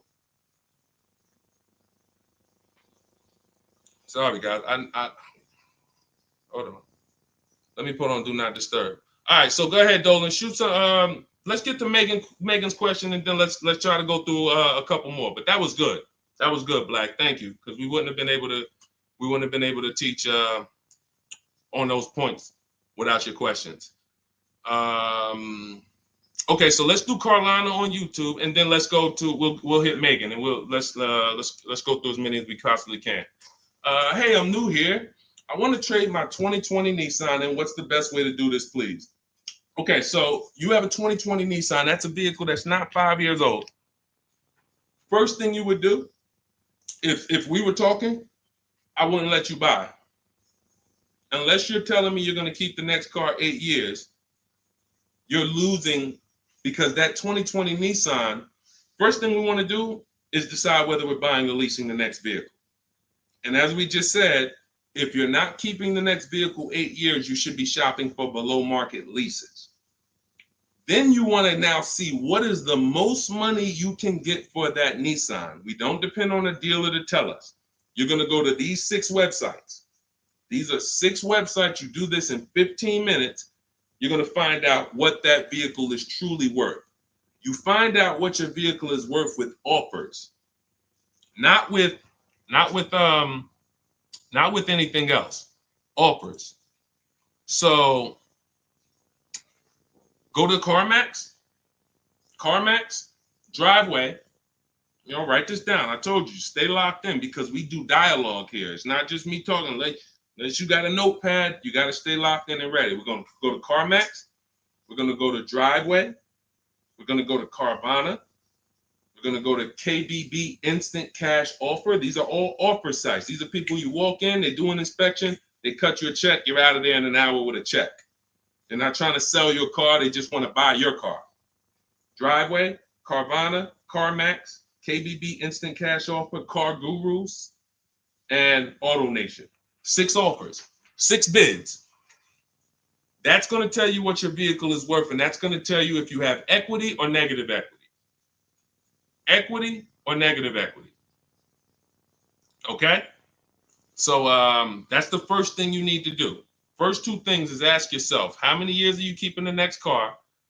And then do your equity assessment to see, do you have positive equity that could either go in your bank account or negative equity that's going to be carried over to your next deal. So that's the first step. Okay, do that first. Now, here's the beautiful thing. When I was at the dealer, I would have people who walked in as soon as I asked them how many years they were keeping the car. If they were telling me 5, like, remember the guy I mentioned a little while ago on the stream? I said he comes into the dealership. Hey, Deshone, is that the new one? As soon as he gets his title, he comes in and trades it in. I told him, there's no point in you waiting for the title. First of all, you can replace a vehicle without the title. That's fine. But again, he was taught, hey, I got to wait for my title, and then I make a move. So he always has a payment. 5-year loan, 6-year loan, pays it off, gets a new car. He always has a payment. It's just super high. But what I would do if he was listening, if he was open to financial advice, I would tell them,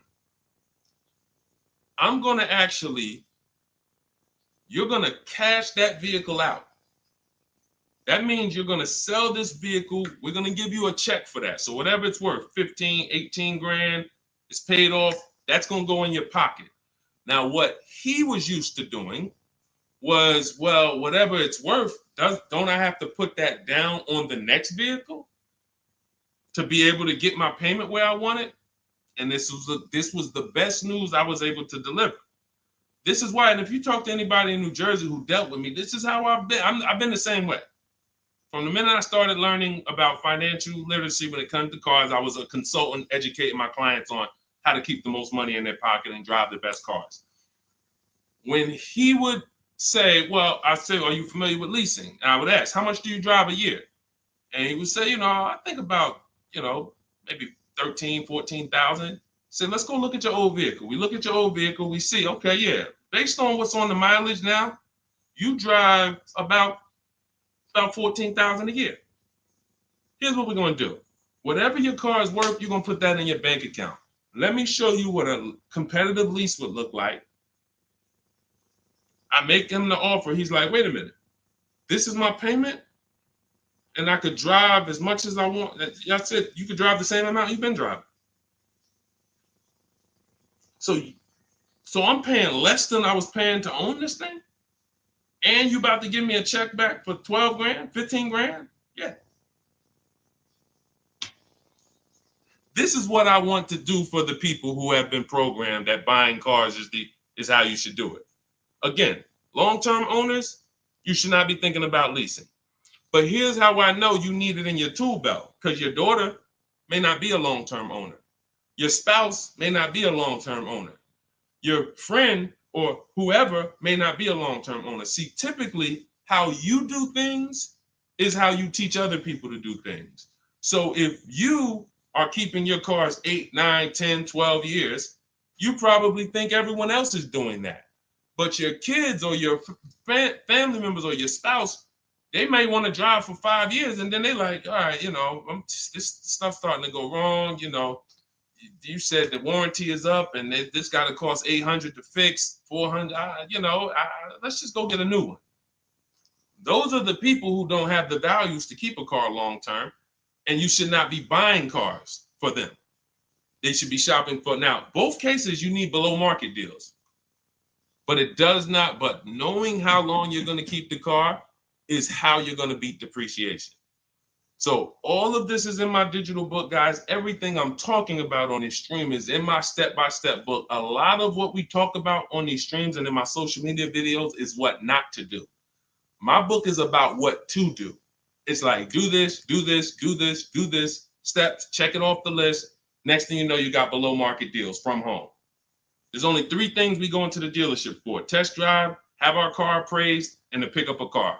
We are not there to shop. We're not there to get numbers. We're not there to negotiate. We do all of this stuff from home. So for 30 minutes, if you visited the website already, you'll see the timer, 30 minutes, you can get 75% off your copy. It'll be in your inbox in literally seconds. And as soon as you pay, in my TikTok bio, in my Instagram bio, Facebook, we have a link floating for you. You guys should be able to see the link. And then Instagram, we have YouTube, we have a comment pinned for you guys.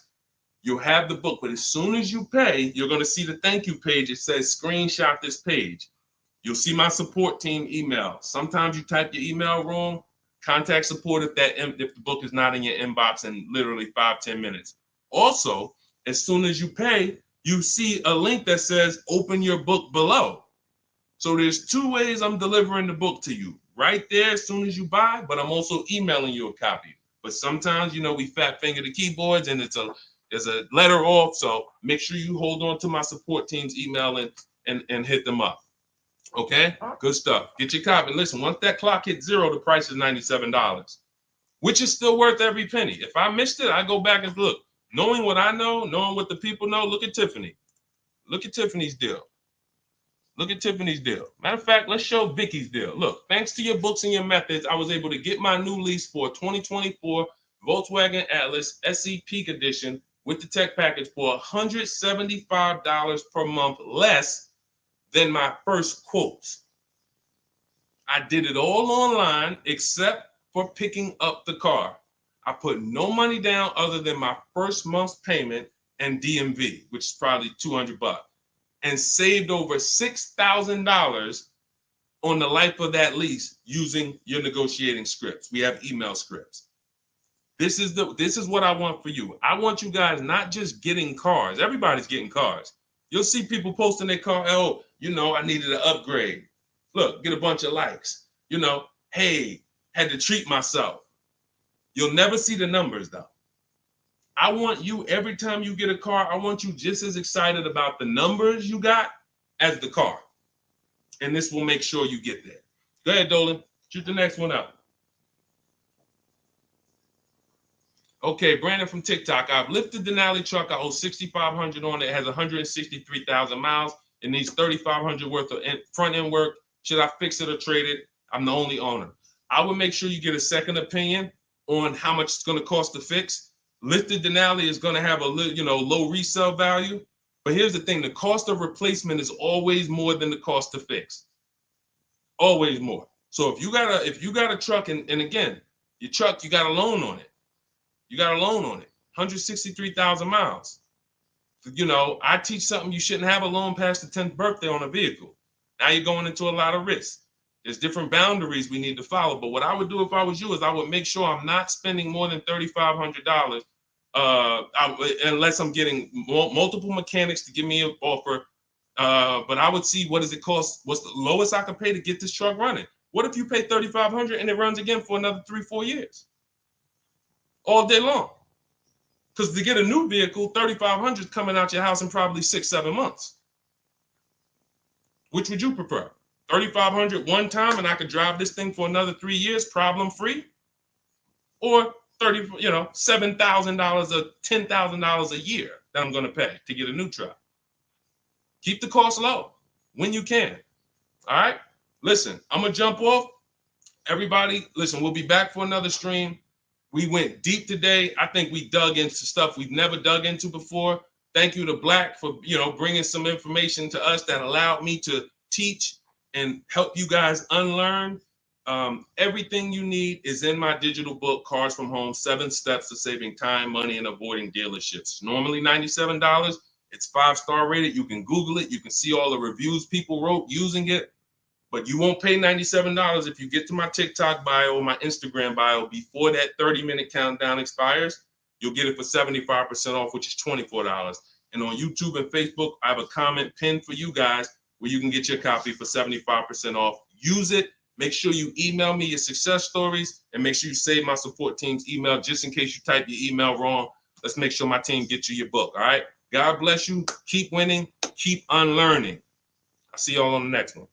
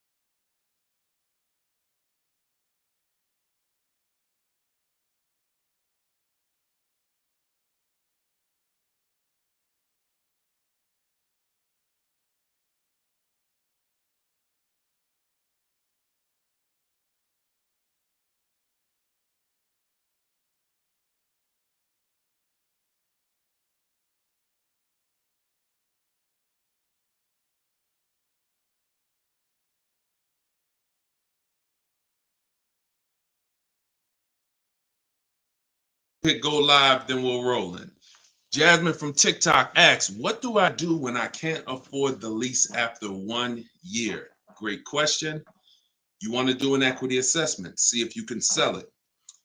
There's two main ways to sell a lease. You could have somebody assume it. You can go to a site like Shop a Lease, and if you have a good car payment, you could list the car there and somebody could take over it, but it must be a good car payment relative to the deal. If you're paying, if you overpaid per month, then you're going to have a hard time getting someone to take over the lease. But if not, you can get rid of it there.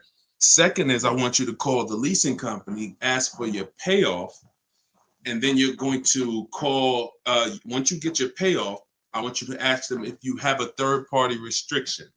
Those are the two questions you're going to ask your leasing company. And then once you get that number, which is your payoff, you're going to go to CarMax.com, Driveway, Carvana. This will take you 20 minutes to do. Kelly's Blue Book Instant Cash Offer, Auto Nation, Sell My Car, and Car Guru, Sell My Car. You want to get 6 offers. It's very important when you're on those sites. When they ask you, is your car owned, leased, or financed, put owned. That's going to tell you what the market value cash is for your car to get rid of it in a day. If it's greater or equal to your payoff, you can get out of it. If you have a third-party restriction, then you're going to need to take another step and you're going to sell to a local dealer. But you got to see where your equity position is first. Got to see where your equity position is first.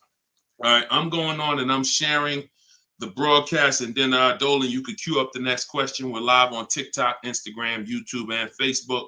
So we are going to be taking questions from all platforms. The first one came from TikTok. We got a couple queued up on TikTok. So shoot the next one in, Dolan, and we'll get to it.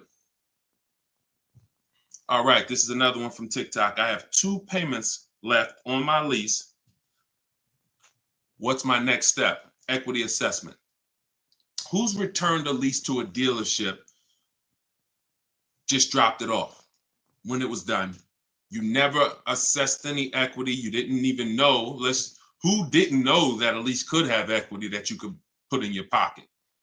It's not a guarantee, but many people all through the pandemic, we were showing them how to put $5,000, $10,000, $12,000 in equity in their pocket from the end of their lease. I sold my lease. End of my Jeep lease, I made $8,900. My mother made $10,200. Now that was when everything was worth 7 to 10 grand more than it's worth. That was when the market was once in a lifetime. But does not mean we will never return a lease without doing an equity assessment. If you've done it, I want you to raise your hand and say, you know what, I turned in my lease. If you ever just dropped it off, you can't do that again. You must know if you have equity, and you follow those steps that I just gave to Jasmine. I think that was Jasmine who asked the first question. That is what's called in my book, In my process, that's the equity assessment. That is what you do. Everything I'm teaching you guys is from my new digital book, Car Shopping for People That Hate Car Shopping, 7 Steps to Saving Time, Money, and Avoiding Dealerships. So every question you ask, when I answer it, it's going to be out of one of those 7 steps. And the equity assessment is step 2. You must do that before you ever return a lease for the rest of your life. A lot of you gave back thousands of dollars to dealerships and you didn't realize you were doing it. They bought those cars, put that money in their bank account when it should have been in yours. Yep. All right. Go ahead. Shoot the next one up, Dolan. All right. All right. This one's from TikTok as well. Let's go. Facebook, type your questions in. YouTube, type your questions in. Instagram, type them in so we can get to you guys. Another one from TikTok. Thinking of trading a car for a newer model. Should I keep the car and just get the new one? It's a good question. What's the benefit of keeping the car? If you were a high mileage driver, then I would tell, let's just say you said, Deshone, I'm driving 20,000 miles. Then high mileage drivers, I want you to type HM. If you do over 20,000 miles per year, even 18,000 miles per year, just type HM. Regular driver, Jason, what's the benefit of having 2 cars? It's own insurance. You're paying for one when you get your new car. I like to drive that car that I'm paying for. I don't want to be paying for a car and then I got this other car that I'm barely using. But if you are a high mileage driver, then I would tell you keep that car and get you another car. And but how many years are you keeping the car, Jason? How many years are you keeping this next car? Because depending on your answer, it's going to change my answer to you. So this car you're thinking about getting, how many years you see yourself keeping it? Let's start there. Come on and shout out to the sharers. I see y'all running the likes up on TikTok and y'all keep tapping that screen. Just every couple minutes, throw a couple taps. It really helps the broadcast. And I appreciate everybody who's helping us get this message out. I really do. We couldn't do this without you. Let's see if maybe 5 years, then you should not be buying that car, Jason. You should be leasing. And I'm going to break this down for you really quick because some of you know the depreciation curve. And the rule of thumb is when we talk about the hidden money in your car deals, my job is not to just teach you, if you're willing to listen, how to save thousands of dollars by making dealers and banks bid on your business. That's how we make sure we get the best prices. You can't get the best price. You can't make the best deal if you buy, but you should have leased. It's impossible. Because the depreciation curve looks like this, y'all. If you buy a car today for $30,000 today, I give you a car. I'm gonna show you something. I want everybody stay close to your keyboard. I don't want you to, when I ask you a question, type as quick as you can so we can keep the dialogue going. If I gave you a $30,000 car right now, put it outside your house, you don't drive it 1 mile, you don't even touch it. We go outside a year later. Is it worth $30,000? You didn't drive it 1 mile. You said, Deshone, I don't need the car, but I'm leaving it here. It's yours. You don't drive it 1 mile. Is it worth $30,000? No. So that's your first intro into depreciation, the unseen expense. Let's go a little deeper. If you put 10,000 miles on it, it's worth less, right? If you put no money in it, if you put no mileage on it, it's already lost thousands. If you put 10,000 miles on it, it's worth less, right? High mileage driver, let's say you put 20,000, it's worth less, right? Now what you're seeing is the expense you've been taught not to see, which is depreciation. It has nothing to do with car payments. It has everything to do with that. We've heard people say, oh, cars are depreciating asset, cars are depreciating. What does that actually mean? I'm showing you what that means. I'm showing you what that means. When you're buying something that goes down in value, you have to look at when it's going down, when is it losing its most value, and your goal should be to avoid replacing it while it's losing the most value. How many of you have a car outside right now, outside your house? You've had it for at least 8 or 9 years. Type the number of years you've had it. If it's more than 8, don't type 3, don't type 5. For those of you who have a vehicle outside right now and it's been in your home, in your household for at least 8 years, I want you to type the number of years. All right, we got Jason 10, we got 13, we got 8, we got 20, we got 14. Okay, so we got 10. This is the leasing versus buying question, and there's nothing more important than this to the foundation of your deal. Because if you choose wrong, you cannot get a great deal. And if you're new to this, then lock in for the next 5 minutes, and you're going to understand why. The people, those of you who said, Deshone, wow, Jazzy's 20 years. The vehicle, the value of your vehicle right now, isn't it going to be about the same a year from now? Everybody who just typed, look at the, and I want y'all to pay attention. If those of you who are like, Deshone, I never keep a car, you might be saying, looking at these numbers and saying, Deshone, I would never keep a car that long. It's not for me. It's not in the cards for me. It's not my style, not my habit, not interested. Perfect. Pay attention. 12, 20. So all of these people, your car will be worth next year about what it's worth right now. What does that mean? That means you have avoided the depreciation. You've won. The depreciation curve normally looks like this the first 5 to 7 years, but it starts to get like this the longer you keep the car.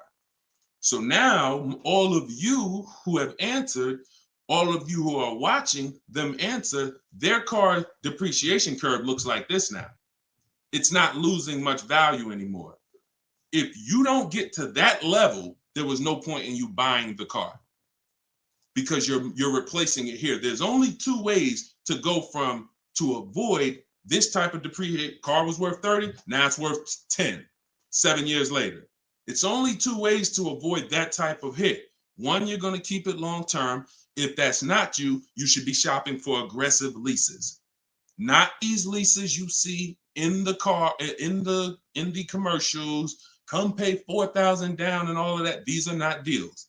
Aggressive leases are below market prices and they're pennies on the dollar compared to what you've been paying.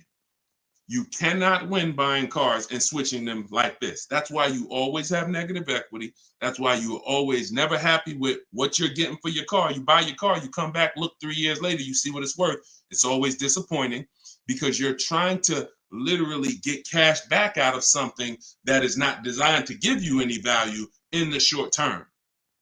Leasing or long-term ownership. That's why the first thing that I teach, it's called the most important question, is how many years you keep in the car. If it's not 8, then you should be leasing.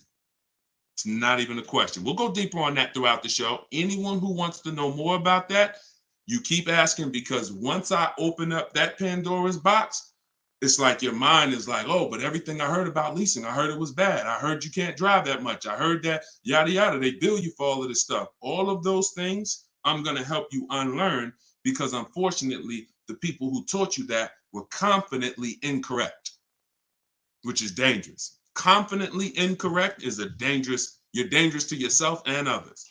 So, all right, so that's the key. If that's the key, Jason, don't think about buying if you're not keeping 8 years. You're going to overspend. And we'll talk more about that throughout the broadcast. Feel free to ask follow-up questions. Go ahead, shoot the next one, and I'll go as deep on that subject as we need to for you to understand it. It'll give you some lease comparisons. You'll see what great leases look like, and you'll see how there are pennies on the dollar when you know how to get great lease deals. And that's the way you avoid the depreciation. Only 2 ways. Great lease deals, long-term ownership, 8, 10, 15 years. That's it. 2, 3, 4, 5 years, you can't avoid the depreciation buying. You just can't. You're going to lose thousands every time. Go ahead, shoot the next one up, Dolan. We're keeping the questions coming in. We're live on all platforms, so just keep typing. I'm going to try to get through as many as I can. We got a lot of questions coming from TikTok. All right, let's go. Should I put money down on a lease that I'm about to turn in?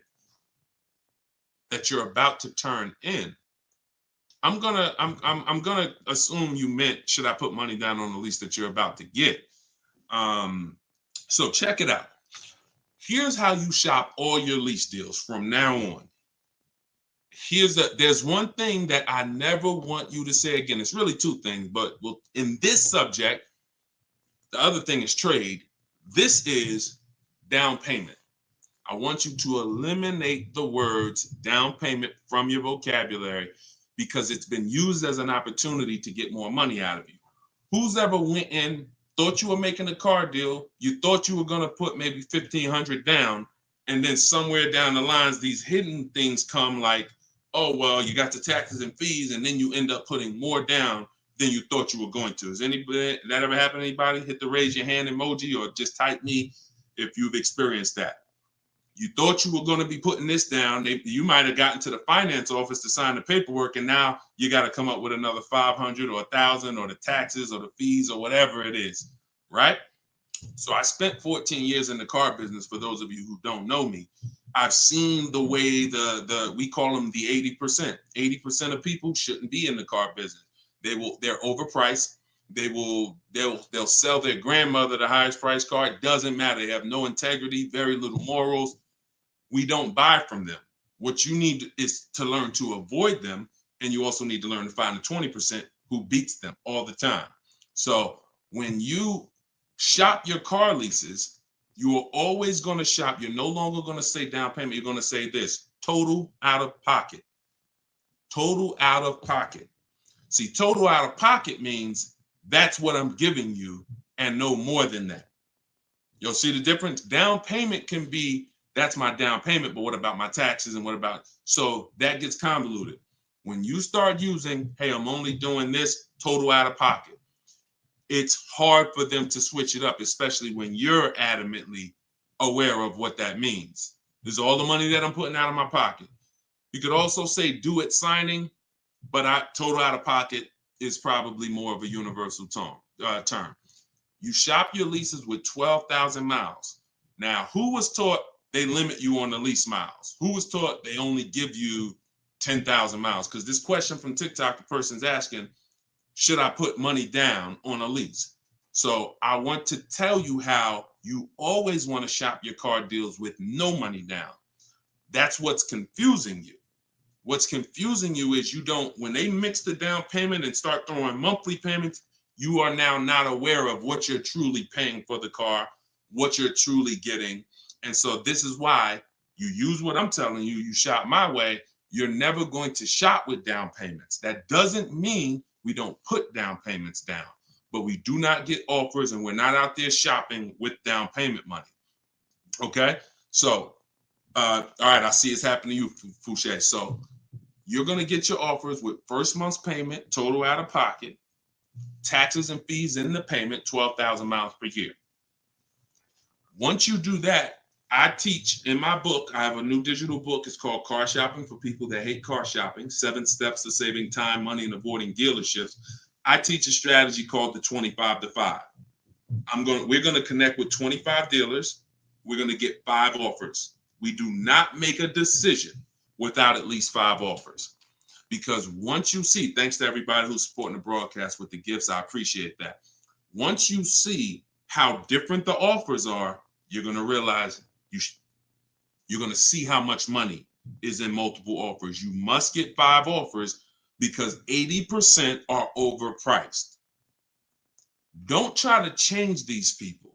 Don't question, oh, listen, why are dealers like this? Why are the 80% overpriced?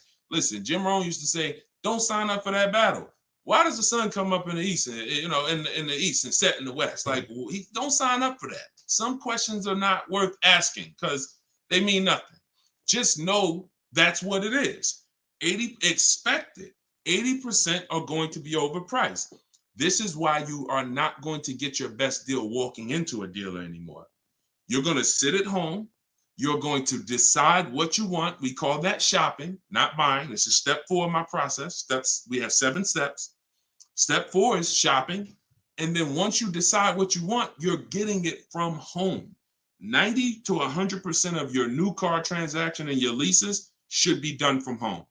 That's where your power is. That's where you have the power of leverage. That's where you have the power to make multiple people compete for your business, which saves you thousands of dollars. I'm going to give you tons of examples. This works every time.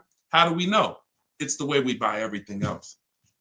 Everything we buy in life, we go into the grocery store, we need spaghetti sauce. You need laundry detergent. It's a bid. You may not be aware, but I'm going to make you aware. Everyone is bidding for your business. Hey, look over here, Prego. Hey, this brand, Classico. Hey, we're on sale this week. Hey, we have the best. Y'all see what I'm talking about? Everything that we buy, especially expensive items, but even low price items, companies are competing, except in car dealers. They've trained you. They've trained me. If I wasn't in the business for years, I wouldn't know, to focus on one place and think we all have the same pricing. They made you think Nissan, we're a Nissan dealer, we're all the same price. So you might as well not even go anywhere else because we're all the same price. No, we're not. No, they're not. So when you start shopping multiple offers, you can do it by phone. I like to use email. I like to do everything copy and paste by email. But when you start getting multiple offers, you're going to truly see where all the hidden money has been, and you'll see how many of these dealers are overpriced, which is going to just make you say, from now on, I'm definitely shopping online. So but you need to do it correctly. There's some information you must give a dealer in order to get quotes online. And most of you don't know that. That's why you're having problems getting quotes, because you're not giving the dealer what they need to get quotes. So we'll go deeper on this throughout the show. But this is what we're talking about, y'all. This is all in my book. In my book, you have the 7 steps laid out. You could cue the next question up, Dolan. And for our launch, you can get it for 75% off. The book's normally $97, but for our welcome offer, our launch, I said, you know what? We're going to do 75% off for 30 minutes. So when you go to my TikTok bio, you click that link. There's a button that says, get my new book, 75% off. You get yours. You won't pay the normal $97, but it's only for 30 minutes. Once that timer goes down, you go back up to 97. Same thing on Instagram. It's in my Instagram bio. And then we're going to put the link here for you guys here on Facebook and YouTube. All right, go ahead. This one's from Instagram. If I'm keeping a car under 8 years, I like y'all using this 8-year rule language. I like that. I like what I'm seeing, y'all. Y'all really this is really absorbing. If I'm keeping a car under 8 years and will definitely go over the miles, how do I lease cost effectively? You choose the right miles. You never. I was at Hyundai. And I experienced most of what I'm teaching, I learned through being in the dealerships and just watching, paying attention, asking questions, seeing bad situations, and then asking questions to make sure I could help people avoid them.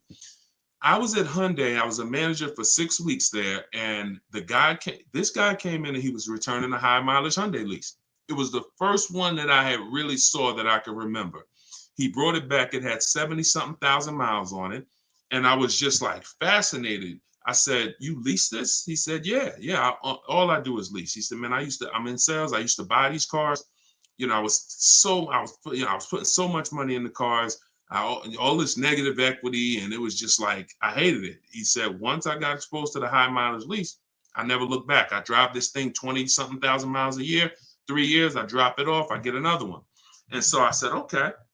Because I had also experienced high mileage people coming back with lots of miles, but a lot of negative equity with it. Hey, Deshone, I'm looking to change this thing. How many miles you got on it? I got, 180. It's all highway.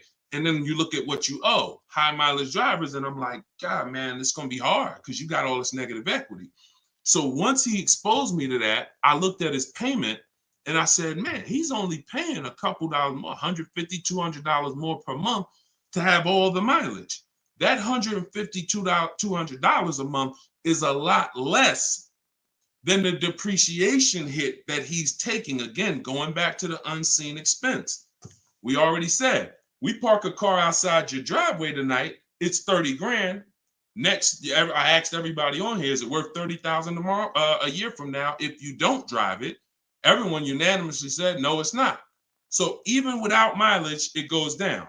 When you do regular mileage, it goes down more. Somebody doing 25,000, this is how you're destroying the value of your car. But at the same time, the loan is still staying high. So once I saw that you could avoid that with a high mileage lease, that became part of one of the strategies that I teach for high mileage drivers. This is only if you're short term. Pay attention to what Maddie's question said. If I'm not keeping it 8 years. If he was, there's plenty of cars that you can keep 8 years and just put a ton of miles on it. You're not worried about trading them or selling them because we don't trade. You're just going to get the maximum value out of it. In his case, he knows he's not keeping it 8 years. How are we avoiding the short-term depreciation? You do that with a high mileage lease. Second strategy, Matt, this is also in my book. I have 2 strategies for short-term high mileage drivers. That's one way. Shop for your lease, 12,000 miles a year, identify the best bid, and then once you identify the best bid out of 5, you have them adjusted to a high mileage lease. Second is you buy your car, or if you have a car now, you keep that car, pay that car off, and now you're going to go lease your nice car, and that's going to be your second car. I call that 2 cars, 1 payment in my book. That's what it's called. And now you have, because some people say, Deshone, you know what? I want a nice car. I drive a lot for work, but man, I want to get me something nice, but I don't want to just be destroying it. And this strategy becomes perfect for them. This guy who's doing the high mileage lease with Hyundai, that's not a nice car. Especially once it gets up to 60, 70,000, it's not so some people are like, you know what? I want a nice car. I'll have my mileage car. I'll do, half the mileage on that. And then I'll go and lease me something and I'll do half the mileage on that. And so it's a beautiful thing. You got your nice, beautiful car and you got your mileage car and you split it, payments affordable, and you're not dealing with all this negative equity like you've been used to dealing with as a high mileage driver. High mileage drivers are getting killed with some of the worst because you guys are just killing the value of your cars. You use either one of those, you're going to love it. Both in my book. So if you want that step by step, it's in there. Some of you are like, Deshone, this is great. I don't want to try to remember all of this. In my book, it's right there for you, laid out step by step. You can get it for 75% off in my TikTok bio or my Instagram bio, or just scan the QR code on the screen, or go to deshonesbook.com. Either way, get you 75% off. Okay, shoot the next one up. That was a great question, man. Shoot the next one up. Let's get through as many as we can. This one's from Instagram. Would you recommend leasing business vehicles? Well, that's a question for your accountant. Whoever is going to be helping you benefit from having vehicles in your business name, that's the person you should be asking, which is most likely your accountant, whoever does your taxes. Here's what I can tell you, and I'll keep this very quick. Many people are putting cars in their business name with no business, or no business that requires a car. Be very careful.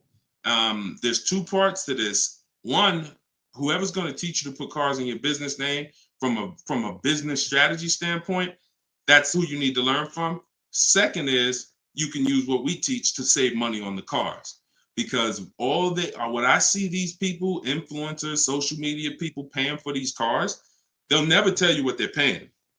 And they go and they re-up their cars like crazy because they need it for their brand. The money they are losing, most people can't afford to lose. But unfortunately, they're desperate. But get the strategies, get the structure. I used to have people all the time ask me, Deshone, do you teach Toro and all of these, I said, look, I don't, but you need 2 people. You need me, because I'm going to teach you how to buy the inventory at below market prices. You need the business person who's going to teach you how to legitimately do the business, inventory and all of that. Those are the 2 people that you need.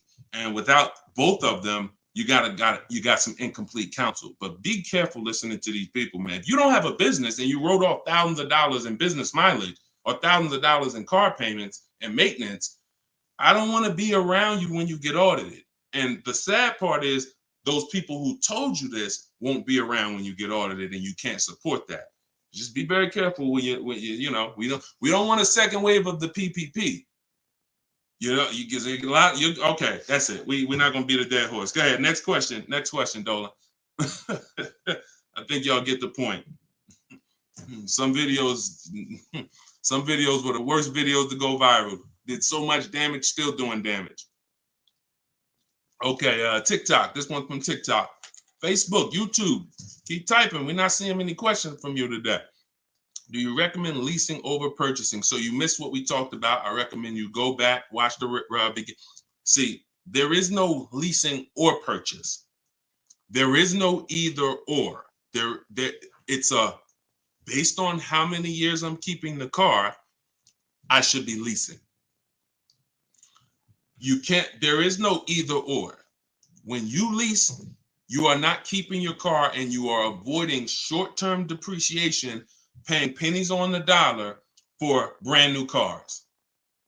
That's not going and paying what they have advertised or walking in a dealership and say, hey, work me up a lease deal. That is not what I'm talking about. When you add up the payments from doing that, you're going to see you overpaid. You probably broke the 1.5% rule and you paid too much for a car you're giving back in 3 years. What I'm talking about is aggressive lease deal. Look at this. Give you an example. I'll give you an example right here. So, and this one, I love to use her because she was in the middle of the pandemic. Middle of the pandemic, people were out here buying Kia Tellurides for just $5,000, $10,000 over sticker. Bonita got hers in 2020. She got a 2023 Kia Telluride, put $600 down, and that was her car payment every month for 3 years, $600 on a $46,000, almost $47,000 Telluride. Why is this so important? Some of you know, you may have seen the video, how much is every $5,000 in a car purchase price? How much is that per month on a loan? Every $5,000 is how much per month. So we're going to compare Bonita's incredible lease deal she got to someone who bought this same vehicle to show you that if you should have bought, but you lease, if you should have leased, but you bought, there's no way to win. It's over. $100. Good job. So that's clicking in. Ronald, great. $100. So whenever you look at a car, you look at a $10,000 car, your mind should automatically say that's $200 a month. 5-year loan. $20,000 car, $400 a month. 5-year loan. $45,000 car, which is about what Bonita got, that's a $900 car payment. So there's people driving this car. We're not even taking into account the taxes and anything like that. That'll put it up probably about 40. Actually, that'd be put it about 50. For her truck was 46, taxes and fees, call it 50. It's about $1,000 car payment for 5 years. She's paying $600. This is why there's no comparison. And sometimes your mind may play tricks on you. Yeah, but it's more than that. Is it? If you and I both drive out the same lot, same exact vehicle, you're paying, we're not putting any money into the deal. See, I want to make sure I keep you on track when you're not, neither one of them are putting any money into the deal.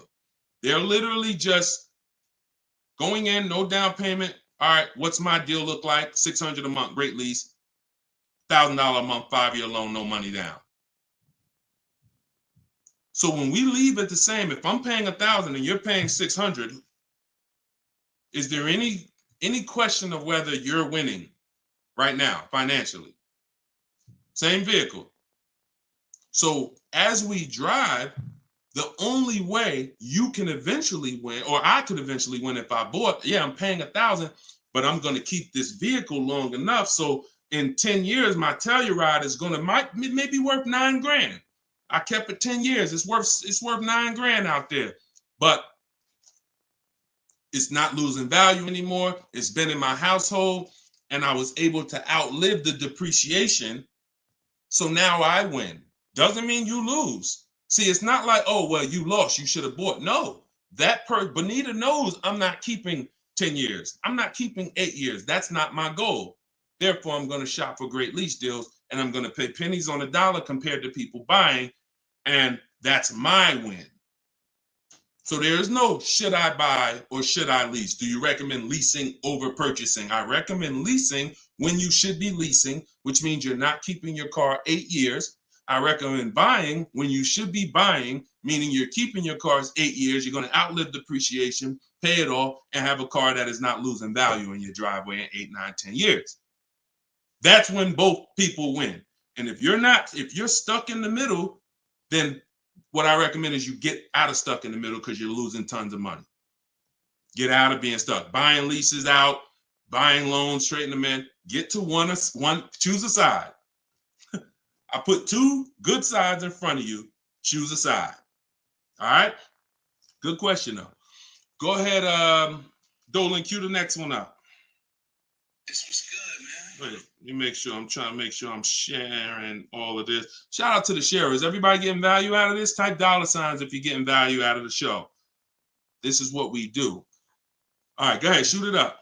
All right, a lot of questions from TikTok today. YouTube, y'all, come on, type the question. All right, good to see you, Melody. I see. All right, when is it a good time to buy a car? Sashi, there's no good time. There's no bad time. Dealers have to make deals. See, I want you to not believe the marketing. What I want you to also do is I want you to pay attention when we do these shows. Pay attention to I don't want you shopping in an emergency situation unless it's an emergency. What does that mean? If your car was totaled, stolen, then it's an emergency. You got a couple days, no problem. You can use what's in my book. You can get bids. As long as you get multiple offers, you won't overpay. If you have your back against the wall, that's going to happen every now and then. Multiple offers is the key. If anybody had to go buy a TV right now, I said, look, you got 48 hours, you got to get a 100-inch TV, and you got to get a great deal on it. Is anybody worried about overpaying for the TV? Anybody on here? In 2024, is anybody worried? Dad, man, I only got, back in the days, it might have been like, oh, shoot, 48 hours. That might not be long enough. But you know where to go. Amazon.com, BestBuy.com, Walmart. I'm going to find the best deal on a TV. What I'm telling you is that's the same way you approach car buying. The more you do it the way you shop for everything else, the more you're going to see, oh, this is a lot easier. I'm in a lot more control. I eliminate buyer's remorse. So so even if your back is against the wall, if you're shopping, buying, you still should be getting multiple offers to make sure you're getting the lowest in the market. I'd say at least 5 because 80% are overpriced. Now, if you have time, then what you should be is in the market early. I teach something called 2 dates. The as soon as date, no later than date. As soon as date means soon as you can make a deal. Don't look at offers until you can make a deal. Don't entertain it's a waste of time. You might say, Deshone, I'm waiting to get this promotion at work in May. Then I'm a car shop. Should I look at deals now? Makes no sense. You can watch the market, but it makes no sense to entertain offers because you're not in a position. So as soon as you could accept an offer. Now that might be today. Then no later than date. That's the deadline. The gap in between that is your leverage. What does that mean? The ability to say no. See, you're about to start shopping in a way where you can say no, and the people that are walking into dealerships usually have put themselves in a position where they can't say no. So they're walking in saying things like, I need a car right now. My lease is up. If your lease is up, call, get a free extension. You shouldn't be shopping with your back against the wall. They're walking in saying things like, man, nobody has cars. That's because one dealer they walked in didn't have cars. Maybe they went to a second one, didn't have the color they want, and they're like, man, nobody has cars. They're broadcasting that energy, which is actually that's going to cost you. When car salesmen take it from me, I was in there every day of my life for 14 years. Not every day, we had days off, but when you say things, we're trained to hear them. No one has cars. That means the price just went up. If I have a car, you're going to pay more for it.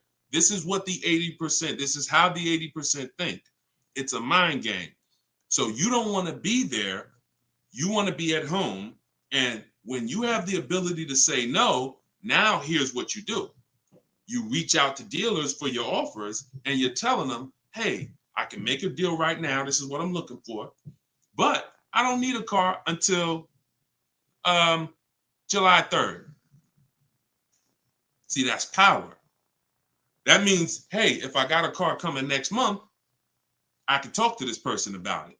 Most times a person walks in, they need a car this week, next week. That means whatever's on the ground, that's all we can talk to you about. But when a person has been proactive in shopping, which is what I want you to do, which is what I'm going to teach you to do, it's all in my book, and it's everything you'll hear me talk about, is when you have the luxury of time, it benefits us. We make our contacts. A dealer might say, look, I don't have a car right now, but I got one coming in 6 weeks. Is that good for you? Yeah, give me an offer. Absolutely. Now, we don't talk. So I'm telling you, you could do it your way, which is call. I always say, ask for sales managers if you're trying to get offers online. If you're trying to get offers from home, we need at least 5. If you're going to do it my way, if you're going to get deals like Danielle and like the people you see me broadcasting the show, you get it at least 5. Sometimes we get 10.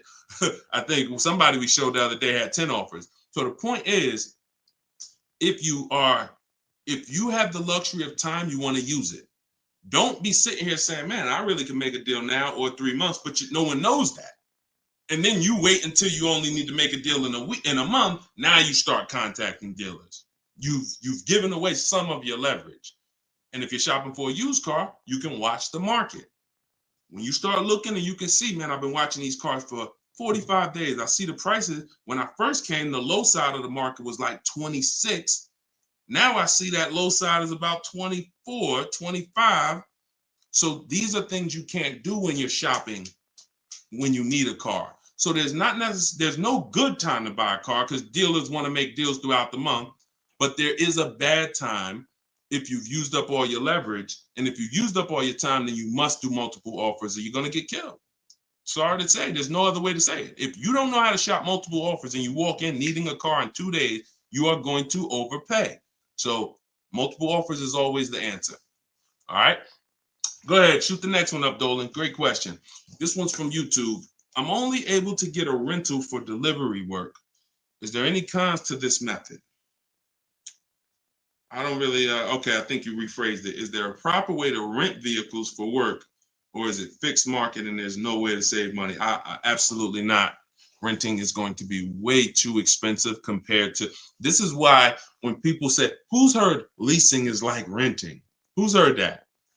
Type the raise your hand emoji or type me if you've heard leasing is like renting. It's one of the most ignorant statements that there's a lot of ignorant statements made about leasing, but that's one of them. Renting is expensive. Renting, you don't get a lot for your money. It's usually a short-term thing, 1 day, 1 week.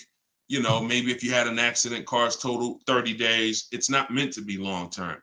So what I would tell you is if you were renting a vehicle, I would tell you try to go on Turo, try to find somebody who's willing to rent to you, possibly on a long-term basis where it's not going to be as expensive. Because I'm guessing if you're renting, there's a particular reason for that. But the money you're going to pay in renting, you should probably put some of it to the side, try to get you a car, cash, Facebook Marketplace, something to get out of that cycle and start to rebuild. In my book, I have a strategy of plan B, plan C for bad credit, where, you know, you can talk about cash, you can talk about buy here, pay here, even buy here, pay here, if done right, is better than renting. When I was 20, my second car, actually, my first one was a $500 car. And after I got a buy here, pay here Chevrolet Cavalier. It was, I put $1,500 down. I paid $50, I think, a week. And I paid off the car in a couple months. That car lasted me 6 years. So the key with buy here, pay here is to make sure you're getting a great car, a quality car, but renting, that if I had to rent a car and I'm in a position, I would try to find somebody on Turo, the lowest price per day, and then see, hey, if I did a long-term per month rental, how much would you give it to me for? I try to work that out, see how that works. All right. God bless with that. All right. Next question, Dolan. Shoot it up. We're getting a lot of questions, so I'm going to try to move faster through the answers. This one's Facebook. Once you have the car you've decided on, how do you go about getting multiple offers from dealers? Well, you could do it the manual way, which is I would see the only bad thing. See, and here's the thing. You guys know if you've been on, if this isn't your first time, if you've seen, you know I don't hold back. But I can't teach you scripts that I've written specifically so you don't have to talk. There's tons of scripts that I have in my book that you're copying and pasting from email, because when you're trying to get quotes online, you're dealing with trained people. And unfortunately, those trained salespeople are dealing with untrained customers that are not giving them what they need, not giving them the information. So 9 times out of 10, they assume anyone online doesn't really know how to shop online. they're defensive and they're not even going to give me what I need to make them an offer. That's why I keep trying to get them to come in. So when we do our copy and paste, we're giving them what we need. And that's the only reason I say I can't explain that to you. The only way to use that, like, all right, there's scripts for everything. There's 3 levels of contact when we're contacting online. This is my 25-to-5 strategy. You're using this for new cars and leases, not used cars. Different strategy for used cars. New cars and leases, you're using my 25-to-5 in the book. And what that is 3 contacts. First, we got to let the dealers know what we want. We contact 25 dealers online with a copy and paste template, tell them what we want. We need to tell them what we want. We need to tell them what our deadline is as soon as we can buy a car, which would be today, because we don't contact if we can't buy today, and then our deadline. And now you're going to have responses. Hey, when can you come in? Hey, when can I? Hey, when can we have a phone call? Hey, whatever. So because I used those scripts, I was able to write responses. I had to use those same scripts. Hey, Mrs. James, thanks for the inquiry. Hey, when we have I'd love to help you with this. I have a car. What would be better for you for us to talk? 1 p.m. or 4 this evening? I had to use those scripts. So I was able to write the responses to them. So we copy and paste. Now, the key is whether you're doing it that way or whether you're calling, the first key is, do you even have a vehicle I'm interested in that matches what I want? So in that initial contact, we're telling them exactly what we want.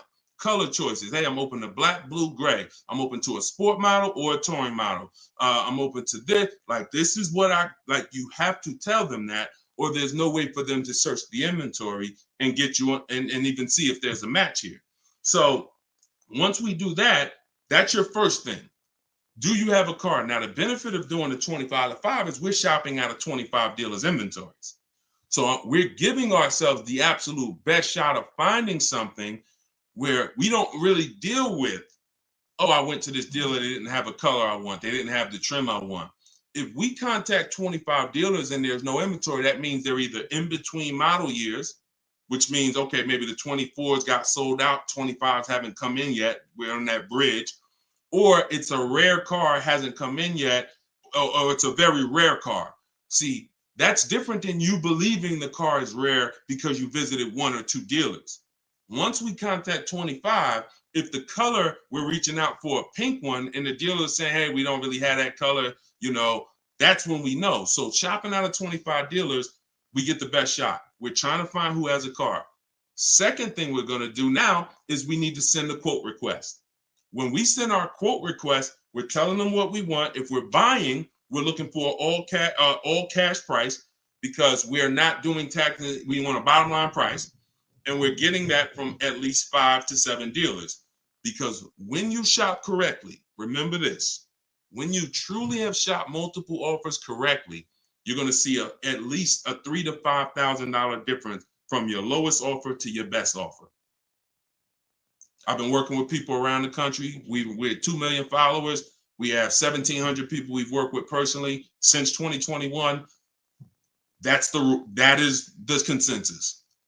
3,000 to 5,000 bare minimum. And in fact, some of you who are looking for higher price cars, you look at somebody like Kimberly. Kimberly used multiple offers. Her Maserati she was shopping for, she picked it up a little while ago, $86,961 vehicle. They offered it to her for $66,261. Deshone, that sounds crazy. She saved 20 grand.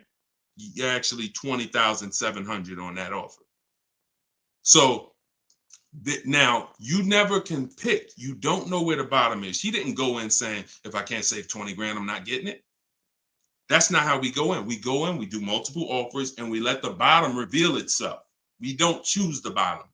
All right. So once we do that, we're getting our quotes, and there's going to be a lot of people who try to stop that.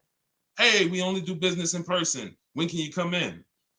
So you need scripts to respond to all that if you're going to do it fast and shop like we shop, 60 minutes, 90 minutes.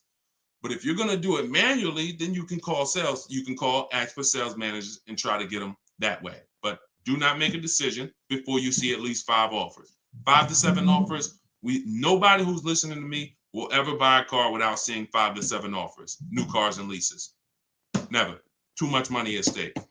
All right. So that's how we do it, Damon. That's the intro. And that's the only reason why I can't go deep on my 25 to 5, because it's totally internet based. We do it 60 minutes. So everyone who's like, Deshone, I want to use that. It's in my new digital book, Car Shopping for People That Hate Car Shopping. You can download it in my TikTok bio. You get it for 75% off as part of our launch. And it'll be in your inbox in 5 minutes. Same thing with Instagram. Go to my Instagram bio. You got 30 minutes before it goes back up to $97. Get your 75% off. And I'll post a link. Cue the next question up, Dolan. I'll post a link again for you guys here on YouTube and Facebook. Here's the emergency link. All right.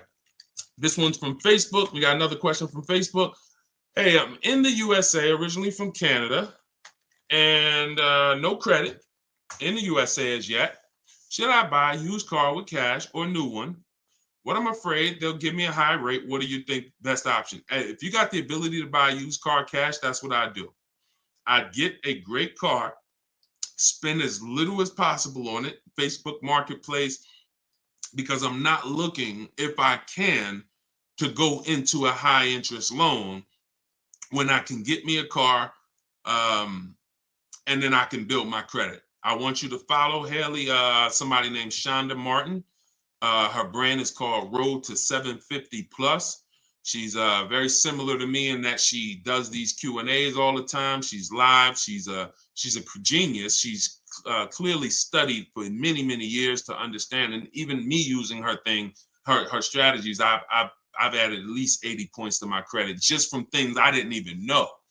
Like, and the real person who's an expert is going to show you where the blind spots are, things you didn't know. And that's what Shonda is. Some of you may follow her. She's amazing. Yeah, Cavante said, yeah, she's amazing. She is. So follow her. But yeah, I would be looking to get something inexpensive, point A to point B, little as possible. Make sure you find wherever you live, ask around who's the best mechanic in town.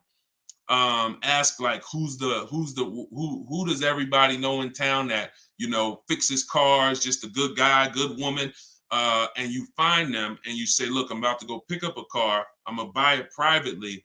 Well, can I pay you, you know, $100 to inspect it for me? Get yourself an inexpensive car, and that'll give you the ability to be on the road. At the same time, you have the ability to have the time to invest in your credit. So when you're ready to make a power move where credit's concerned with a car, be it leasing, financing, you're good. All right. But if you go buy a car overpriced interest rate, it could really set you back. It can really set you back. It's happened to too many people. Great question. Cue the next one up, Dolan. Great questions today. YouTube, should I buy a car cash or do I get a loan? It's a great question here. A lot of great questions. This is a matter of, look, nothing that I teach is really one size fits all. That's been the problem. 8-year rule, absolutely. If you're not keeping 8 years, that is one size fits all. That's why it's called a rule. You should be leasing if you're not keeping your cars 8 years. If you're buying, you should be keeping them more than 8 years. But when it comes to the cash or loan, here's what I've experienced. And the people who pay cash or don't pay cash, this is kind of what weighs it for them. What are they doing with, what are you doing with your money? Is your money making you money? If your money is making you money, I would have people come in the dealership, clearly had the ability to pay cash, because I would ask them, you know, so how are you paying for the car? And they say, you know, I'm thinking about, you know, writing a check for it, but I'm, you know, what are the rates? And if we had a special interest rate from the bank, like 0% or 0.99%, 1.99, 2.99 even, they'd usually take the bank's money so that their money could keep making money for them. So if that's you, and the rates are low, that's why whenever we shop for a car, you always want to check, are there any special interest rates? That's the first thing. I teach something called the bank bidding war. It's not just dealers that bid for our business. It's banks and credit unions too. So in the bank bidding war, there's 3 rounds. The first round, though, is checking if there's any special interest rates, because if there is 0.99 or 1.99, no one's beating that. Therefore, the rest of the rounds are non-applicable. So if you can use the money cheap, that's when you use the money and you let your money keep working. Now, another person, a different person, Deshone, I'm not really investing my money. You know what? I just kind of like to keep things to a minimum. I got my cash over here. Okay, then. I would still, if the money was cheap, consider it, because we could be coming into days where cash on hand becomes a little bit more important. But it's really about the cost of the money. If rates are high, 6, 7, 8%, 9%, 10%, then you want to put as much down on these cars as possible. If you're buying them, you want to put, you want to pay them off if you can, because the money is expensive. So it really depends on the cost of money. People, when the cost of money is cheap, they benefit from that, and I would think that those principles will work for anybody, and that's, you pick and choose which one of those situations fits you. But if you check the special interest rates, that usually puts it to bed. You see 0.99, it ain't no reason. Why would the bank's basically giving you free money to use. You can keep your cash on hand and still get the car. So I know some people don't believe in that. They don't believe in interest, but here's the thing. There's something called opportunity cost. Interest is not the only loss. When you're talking financially, opportunity cost is important. When you put 30 grand in a car and it gets you, we already talked about this. Cue up the next question, Dolan. Depreciation curve. When we start talking about financially making decisions, a lot of people see, if I put 30 grand cash into this car, what is my cash worth in 6 years? $30,000 car, what is it worth in 6, 7 years, y'all? 12, 10. So what's the return on that cash? It's not even positive. It's not even neutral. It's negative. So these are all the things that is like, okay, you go over that, what I just said over the last 6, 7 minutes, and you choose what makes sense for you. But I'm never going to give you one size fits all formulas. That's what has failed you. Always do this. That's what has failed you. Go ahead. All right, this one's from TikTok. What's the best way to purchase a car once lease is over? Why would you want to? All you're doing. All right. Let's talk about buying our lease out. And I'm going to keep this quick because some of you know that I'm adamantly against this unless you're keeping the car 8 years. Because sometimes we look at our leases, right? And we say, oh, it's, should I buy my lease out? Here's the question. Should you lease again or should you buy a used car? When you are buying your lease out, all you are doing is buying a used car. That's it. When you look at it that way, it's going to become more clear to you. It's your car.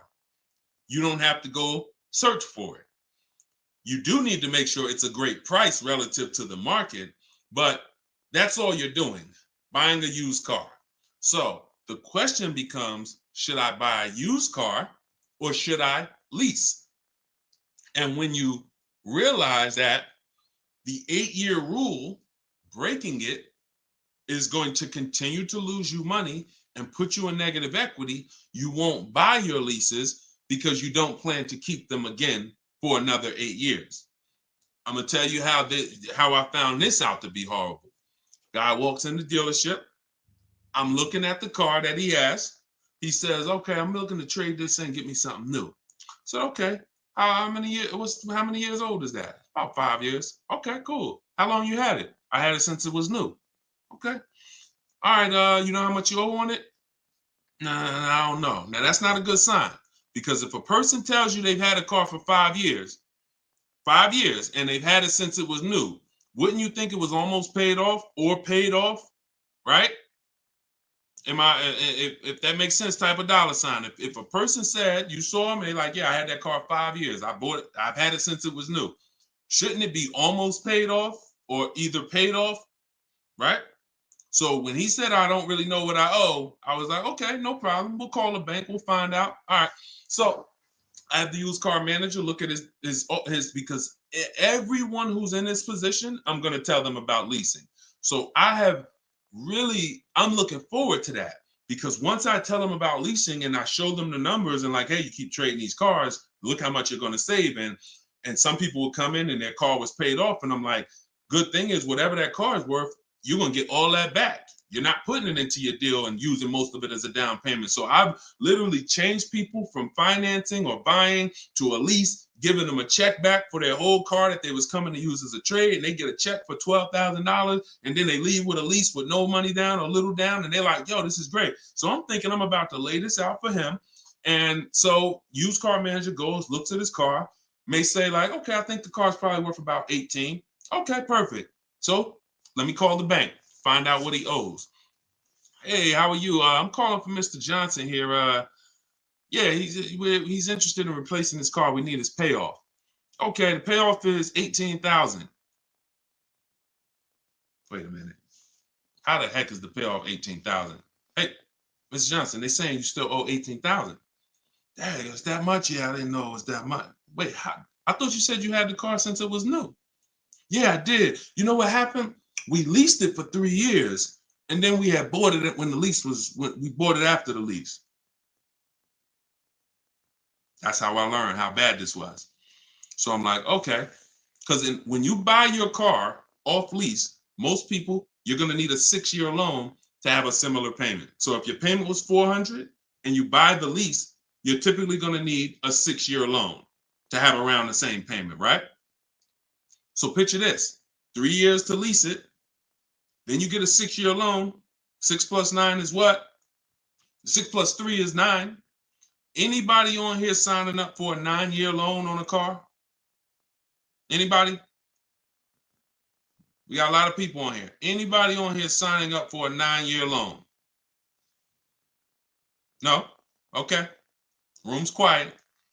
So we've never signed up for a 9-year loan. Look, she said, heck no. Right. We never signed up for a 9-year loan, 9 years of payments on the same car. Yet when we buy our leases, this is what's happening. So you look and say, all right, you bought your lease, you put 6-year loan, so you leased it for 3, then you paid it for another 2, that's 5. Now you're tired of it. Yo, man, I've been in this car, let me go trade it. Problem is, you still have 4 years left of payments. That's why buying the lease is horrible. One situation where it makes sense, if you're keeping it 8 years.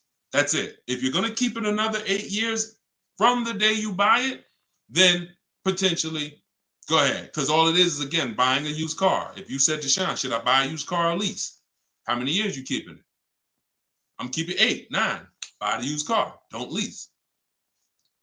So preaching the truth. Thank you, Kevin. I'm glad, man. And hopefully these stories will stick in your head. So when you encounter these situations, you know, when someone says to you, hell, man, I'm thinking about buying a lease, you'll never forget the story. So this has nothing to do with getting the best deals. This has everything to do with having the best deal structure. So I'm glad that clicked. Go ahead, shoot the next one up, Dolan. Oh, I see we already been on for. All right. We'll do a couple more. I'm trying to get through them as quick as possible. Y'all, if y'all like Deshone, I love to know everything you teach of how you shop for cars. Everything I teach is in a step-by-step way. In my digital book, Car Shopping for People That Hate Car Shopping, 7 Steps to Saving Time, Money, and Avoiding Dealerships. Everything we do is a bid. We're buying cars and leasing cars in 90 minutes, 60 minutes. When you get good, you'll be able to do this in like 45, 60 minutes. You never spend more than 30 minutes in a car dealership. You're at home. You're the prize. You're getting bids. You're no longer negotiating one-to-one where you're in a losing position. When you're getting bids, you're in the winner's position. So you can get your book for 75% off as part of our launch. So we want to do 75% off. It's normally $97. In my TikTok bio, you can grab yours. It'll be in your inbox. And some people say, before I get to this next question, Deshone, is it in print? There's a lot of reasons when you use it, you'll see there's no way this book could have been printed. One, things change. Vroom was one of the companies that we used to use for bidding. Vroom's out of business. if we had 100,000 books out there in your houses that you all paid for, now it's like, okay, what do we do, y'all? That's obsolete. Now that's when you hear people say, hey, you need volume 2. I know just 6 months ago that I asked you and told you that I was going to solve your problem with volume 1, but that's no good anymore. Volume 2, get it today. We're not doing that. And there's nothing against them because, again, they did what works, but we didn't want to do that. I wanted to be able to update this book on the fly. What I did when Broom went out, I updated the file. Everyone's book was updated. And there's also links in there. There's links to videos. Like I said earlier, you have my scripts in there. That was all stuff. You're going to be copy and pasting this. There's no way I could have did that in a physical book at all. All right. What do you think of swap a lease? If you can get a great lease deal, absolutely. Absolutely. We always compare, divide the monthly payment into the MSRP. The 1% rule has existed way before I started, way before I even got in the car business. The 1% rule said if you can lease a car for less than, for 1% of the MSRP, no money down, no money out of pocket, just, covering the first month's payment, you stole a car. Coincidentally, every lease I've ever had was under 1%. I paid $330 a month for my $35,000 Jeep Grand Cherokee Laredo. I paid $325 a month for my Infinities, then $345. Then my highest one was $390. And that was a $45,000 vehicle. So these are under 1% leases. In order to get 1% leases, you need to shop multiple offers, but you also need a great lease program. So what we always say is under 1% is a steal. You'll see there's 3 categories of leases. Steals, great value. Those are under 1%. Great deals. Those are between 1% and 1.5%. And then where it's time to chill, over 1.5%. You're paying too much for a car you're giving back. So if I was taking over someone's lease, I'm judging it by the same thing. Leasing is a value play. How much car can I drive for that payment? It's the ultimate way. The lower that percentage is, the more you've leveraged your money into a great car. So yeah, I'll check swap a lease, definitely. Go ahead, shoot the next one up, Dolan. This one's from TikTok. Can I sell a leased car? Who didn't know you could sell a leased car? Type me. My cousin left me his 2020 Toyota Highlander with 2,000 miles, so I need to get out of my lease. I don't need 2 cars. Okay. Equity assessment.